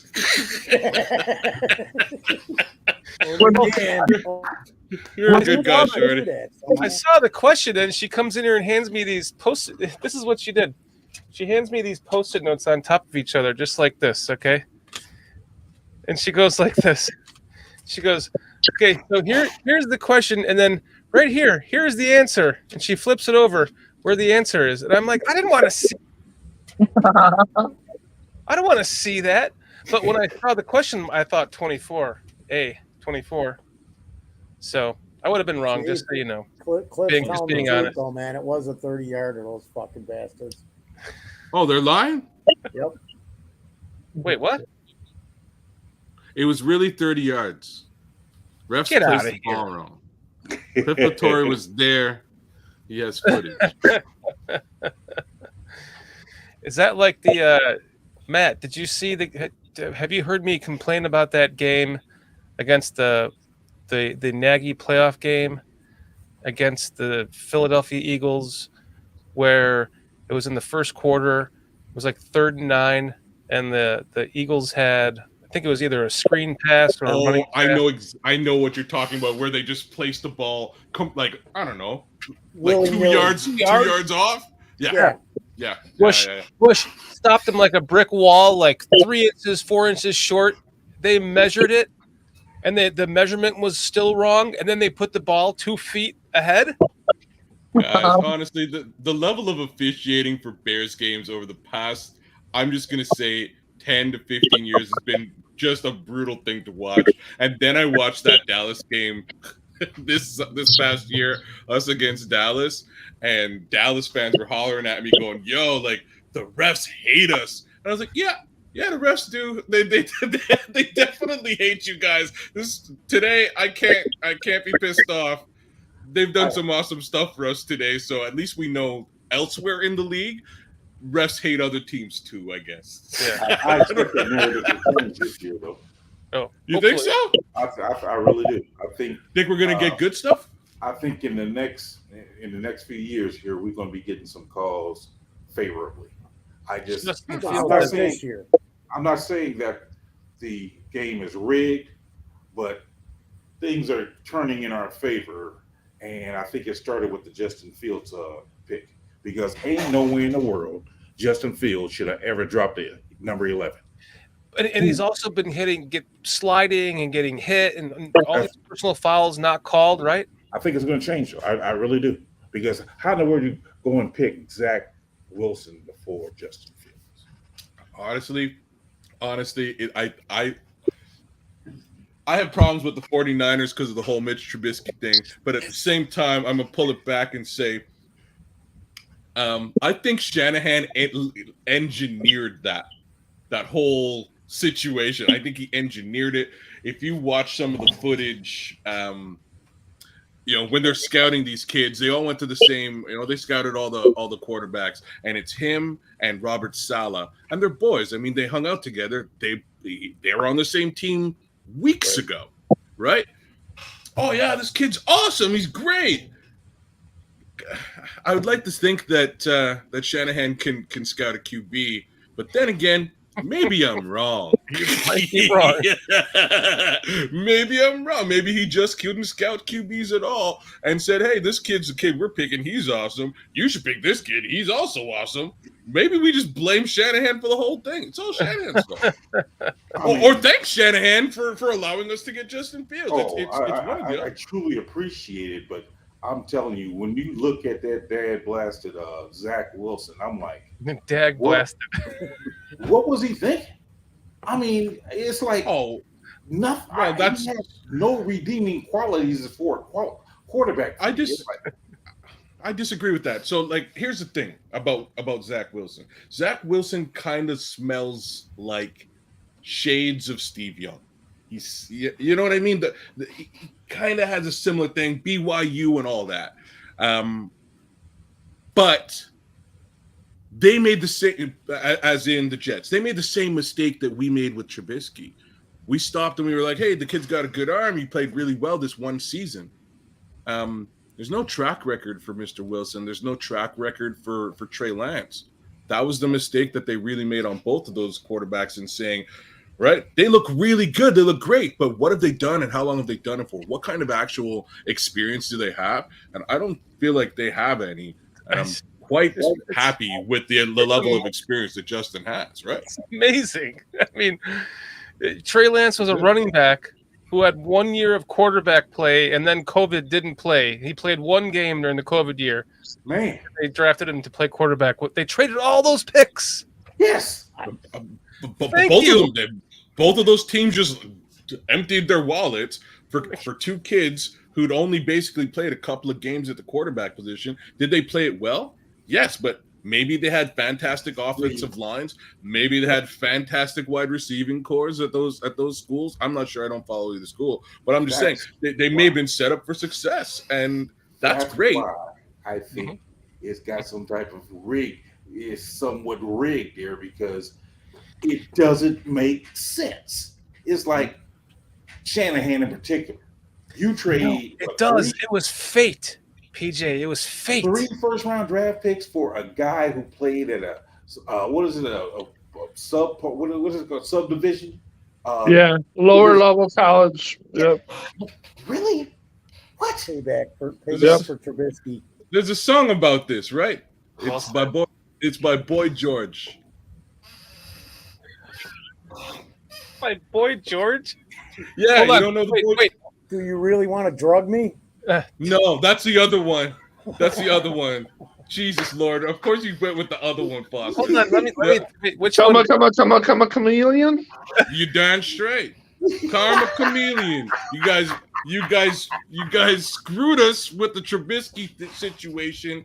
Made out like bandits, except that didn't fly for you. So what happens? A couple of years later, you jump up and try to get another quarterback.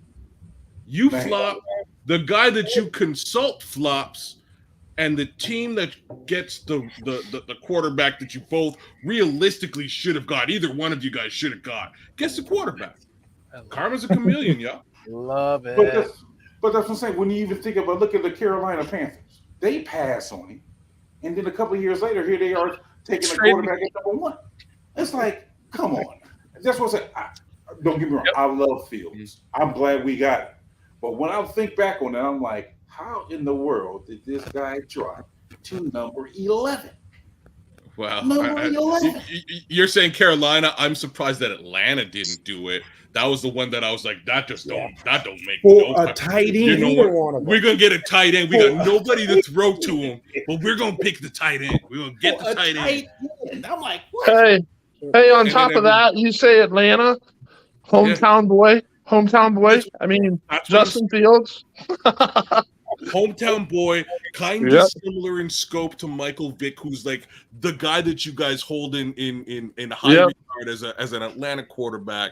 Not only that, but as Greg Gabriel has pointed out, the colleges that are close to those big cities that are drafting, they get certain rights to visit them as much as they want. Yep.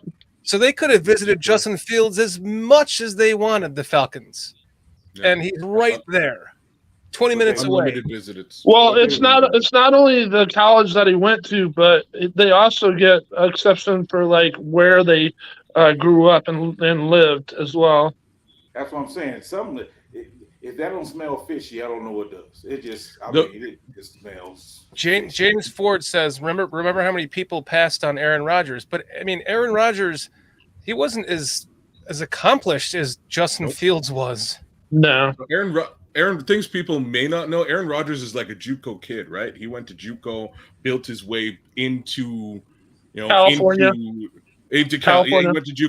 He went to JUCO in California, sort of built his way back into a draftable case scenario, and then did well. And they kind of passed on him for Alex Smith. It is what it is. But in truthfulness, though, back then, teams wasn't really drafting quarterbacks like that, like they are now. You know what I mean? No. I mean, because back then they your first overall pick, it ended up being a running back or something like that. That'll never happen now. But that's what I'm saying, because the Bears, we drafted, I think, a quarterback the year before, the kid out of UCLA, I believe, McNown or whatever, Cade McNown. Yeah, we drafted him. So I think so the next year when Rodgers was up, we said, well, we got to see what we still have in this kid. So we passed on Rodgers as well. So I think that was just a different time. So to be in this time where we have this quarterback-driven league now, and you're passing on a Justin Fields with his dynamic capabilities. Wow. So I'm like, that smells suspicious like a mother. It just smells. Yeah. I like what J2K says here, which kind of goes back in time to that. I think he says, think about this. Who's doing that? Go ahead and pull it up. I did. Jeez, who didn't it? Not me. Not I. Think about this. Watson was the pick over Mitch at the time. How would you feel if Watson was our QB now? In my opinion, I love the way it feels now instead. Think about this. All bitch and moan. That would have been horrible. We whined and bitch and moan that they took Trubisky over Watson, right? And then he turns out to be in the position that he's in. I don't even want to talk about that because it's too disgusting. I do want to talk about this. I do, because the reality is, if that stain was on the Bears, is my point. It would have been awful. I fully understand your point, and I have to laugh and say one more time, Boy George wrote a song about this, right?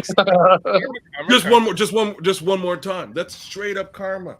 That's straight up karma, Ready? y'all. We should have had 3, 4. Come, chameleon. You come and go. Come on, guys. Come and go. If you're gonna keep singing, I'm just going, man. Come on, Foster. Kick it in. Hey, PJ, what's the deal here? You got on me for bringing up a song. He's out of there, man. There you go. Don't even worry about it. Well done, Brian. You're like, thank fuck you. this. I can't sing. Shorty can't sing. Shorty can't sing. Shorty can't sing, man. Shorty can't sing. It's the God honest truth, guys. That is, in my opinion, that is 100% karma. Should we have picked Deshaun Watson in the first place? Yes, we should. Thank effing God we did not. Right. Thank God we did not. Did we suffer with the Mitch situation? Did he screw that all up? Oh, yeah, Ryan Pace royally screwed it up. But again, karma's a chameleon. At the end of the day, somehow we wound up with a kid who may well be the kid we always actually needed in the first place. Yes. So And it wasn't the right time. It should be the end of the day, Dan. It is. We are getting to that. Yeah. We've got 3 minutes left, guys. I mean, I love the karma chameleon thought. This is great because it wasn't meant to be. Here we are with Justin Fields, and now I feel like everything's coming together with this. The last year's draft turning 5 picks into 11. We somehow ended up with the first pick, even though we were not a team in anyone's opinion. And I mean, I was pissed at Sports Illustrated, by the way, when they predicted us to have the first pick. But it worked out in our favor. Probably something else there. Just because we had the first pick, I wouldn't say in my mind we were the worst team.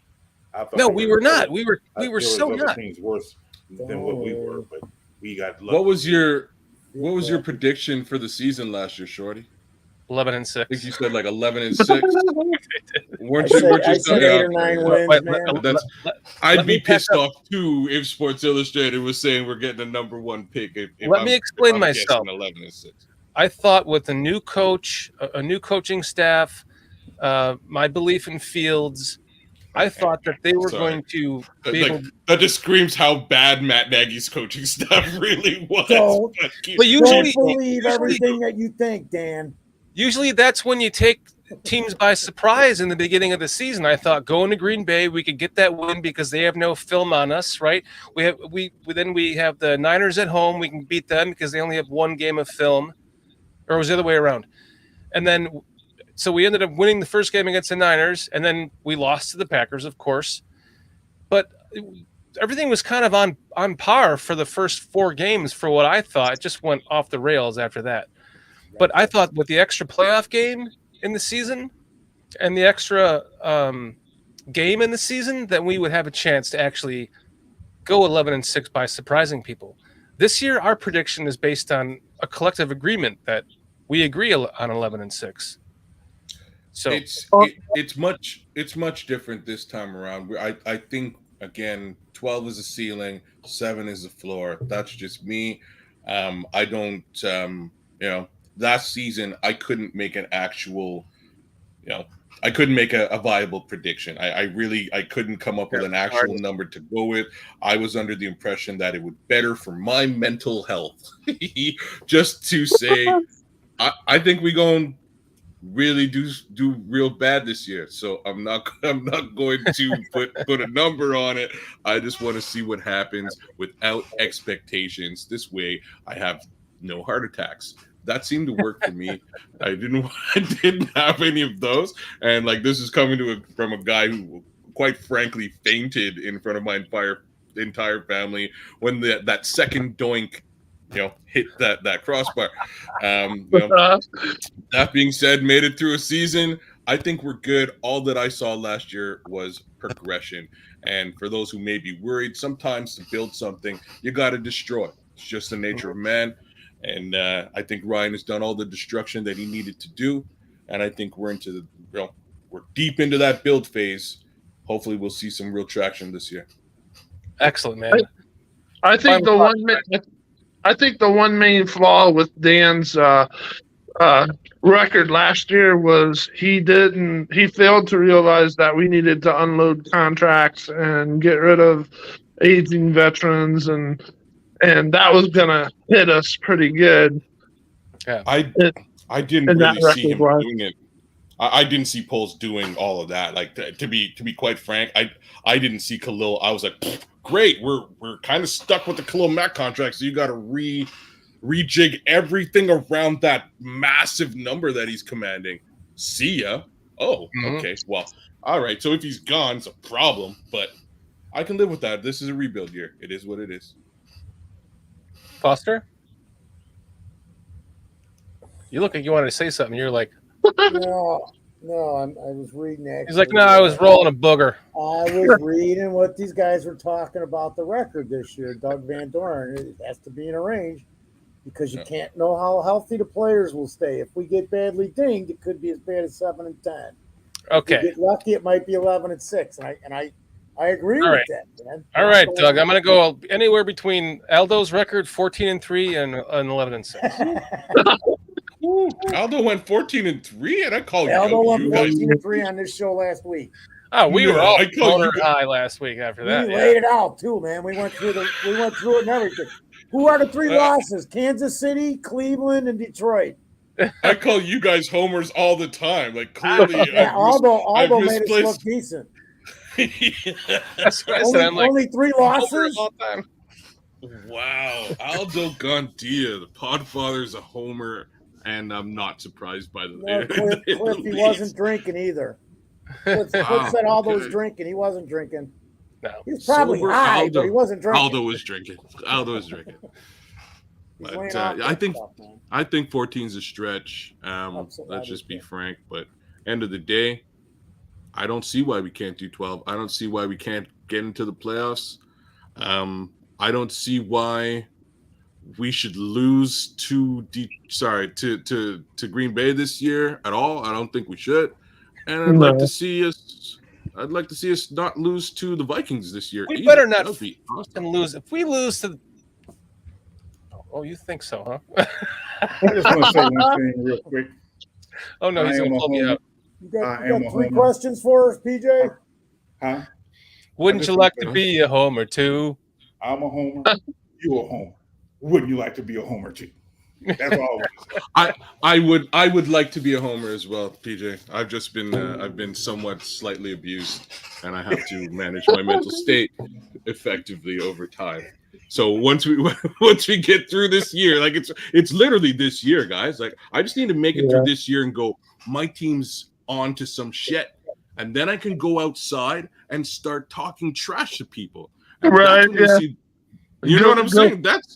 That's when you'll see it. That's Homerville right there. When I get to start talking trash to everybody else, all the other NFL fans out there, and say, beware Justin Fields, beware our defense, beware our secondary. Yeah, I can't wait. I can't wait to talk shit to everybody. Go to the Don Burr website and be like, now what? Forget it. I'll find his husband, just take a dump on his lawn. Let's just start it right there. I'm driving to Detroit and dumping on lawns. Forget about it. I may not make it out of Detroit. Before we wrap up this show, let me make a comment to that. Only thing I have to say that makes me feel real good about this team is like when I was watching Nagy, I always had this feeling in my gut like this guy ain't it. When Eberflus came on, he seems like a true football head coach. Mm-hmm. That's why I have such high expectations for the Bears, because of his approach to the game and his knowledge of the game. And it's not like, oh, let me try these trick plays. To me, he's a true head coach. That's why I'm with Shorty and feeling that 11-6 and could even be better if we're healthy. So that's why I'm really feeling good about this team. Mm-hmm. I'll go one step higher, PJ. I'll say polls. I'll say polls, and I'll say Eberflus, and I'll say our new president. Like all of that should make you feel good about where we're at. Like we had a crap show before these guys came in. Agree. I 100% agree. And this is where what we have experienced in the last year, I think, is a great start to a winning culture that we have built. Exactly. You just got to put in that perspective. This is the beginning. Mm-hmm. You know? Guys, I want to thank you, Brian, you, Matt, and Ryan Billings for coming on the show tonight. Thank you so much. You guys have been awesome. Always great talking with both of you guys. Seriously. Let's give our shout out to chat tonight. Yes. Mr. Mayhem, Cliff Victoria, Retro, Mark Kazak, Mo Bierman, Walter, Squeegee, Swifty, DVD. Yes. Doug Van Dorn, of course. Van Dorn. Thank you, Doug Mark Van Kazak, Dorn. James Fucking Ford. J2K. Little love for Mo Bierman. J2K. Mo Bierman. King Buki World. King Buki Nation. King Pookie Nation. Pookie, that's right. King Pookie Nation, King Pookie World was with us for a little bit. Thank you, King guys. Pookie World. King Pookie Nation. Mr. Mayhem, did we say that? Mr. Mayhem? Mr. Mayhem 69. We say Did you mention Cliff? Cliff is Cliff's all over it. Of course, all over it. Cliff's James Ford. He's going to be a guest one of these times. James Ford. Retro says, is Miss Kitty still here? If not, I'm taking the condom off and fucking you guys. Oh, my goodness. That guy's just awesome, man. Sure. Retro, you got to get the fuck on this show, dude. Dude, well, he said, did you check your email? Retro, I checked my email while we were on the show, so Yeah, I know that you've emailed me before, so if you want to come on, please email us. Anyone that wants to come on the show, if you're listening to this in audio, BearsCountryPodcast@gmail.com. Email us, and we will get you on the show and have you on as a guest. And seriously, guys, by the way, Foster, have you noticed your oh, you fucking changed it. Yeah. I was waiting to the very end. I noticed it says "fuck you, Dan" under my name. Oh, damn it! I had it all planned right for the end, and I was going to go, did you notice your handle there, Foster? Because it said sniffer of many farts. That's why I was sitting there going like this. Nobody caught it. You sat there for half the show with it on there. You don't even notice it. Cliff said he'll be with us soon as Lene is done. Oh yes, we're waiting to have Cliff come on. Cliff's Yeah. gotta come on and talk about his meatloaf, guys. Where is And his Cliff? Cliff should have been and on here vacuuming his already. lawn. Hopefully, he's got a vacuum on the lawn. Hey man, what's a lanai? What's that? What is A that? lanai. It's like an outdoor Patio. screened-in patio, so bugs Yeah. can't. Oh, sick. Yeah, okay. I've been in a couple of those. We got them out here. Yeah. I got a couple. You guys in Canada got them covered with Kevlar. I know the bugs up there, man. Oh, they're Foster. You're not even playing. You're not even playing I'm out not. here. Mosquitoes that big? Oh man, Canada or Texas, Yeah. man. I was living in Texas briefly, and I'm taking a shower, and the next thing I know, this fucking cockroach took my razor, shaved itself, took my soap, started washing itself, threw me out of the fucking shower, man. And that was only in Texas for 4 months. Stole your underwear and everything, huh? Fucking right, goddamn roaches. It took my razor. Hey, Foster, that wasn't a cockroach. That was a palmetto bug, remember? It probably was.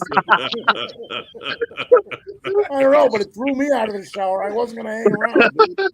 Everything in Texas is big, man. I'm telling you. That's what they say. That is what they say. Yeah, it's true. And then, Well, guys, not great talking show. Water bottles. Thank all of you for joining us tonight, man. It's been an excellent Awesome. Much love to all you guys. Hey, one more thing. You go. I was just playing. I was just playing. I got 2 more questions for you, Mr. Shorty. I got 2 more questions for you, Shorty. That's what I'm going to start doing. Like, okay, hold 1 second. Yeah, just play us out, man. Cut us off over everybody. Fuck it. Guys, much love, much appreciated. Make sure that you like, subscribe, set your notifications. If you're listening to this in audio, we are on YouTube. We will see you guys next Thursday at 9 p.m. Eastern Time. Until then, 1, 2, 3. Bears. Bears. Always a pleasure. And where's my opener? Or my closer? Here we go. Bye-bye, guys. Bye.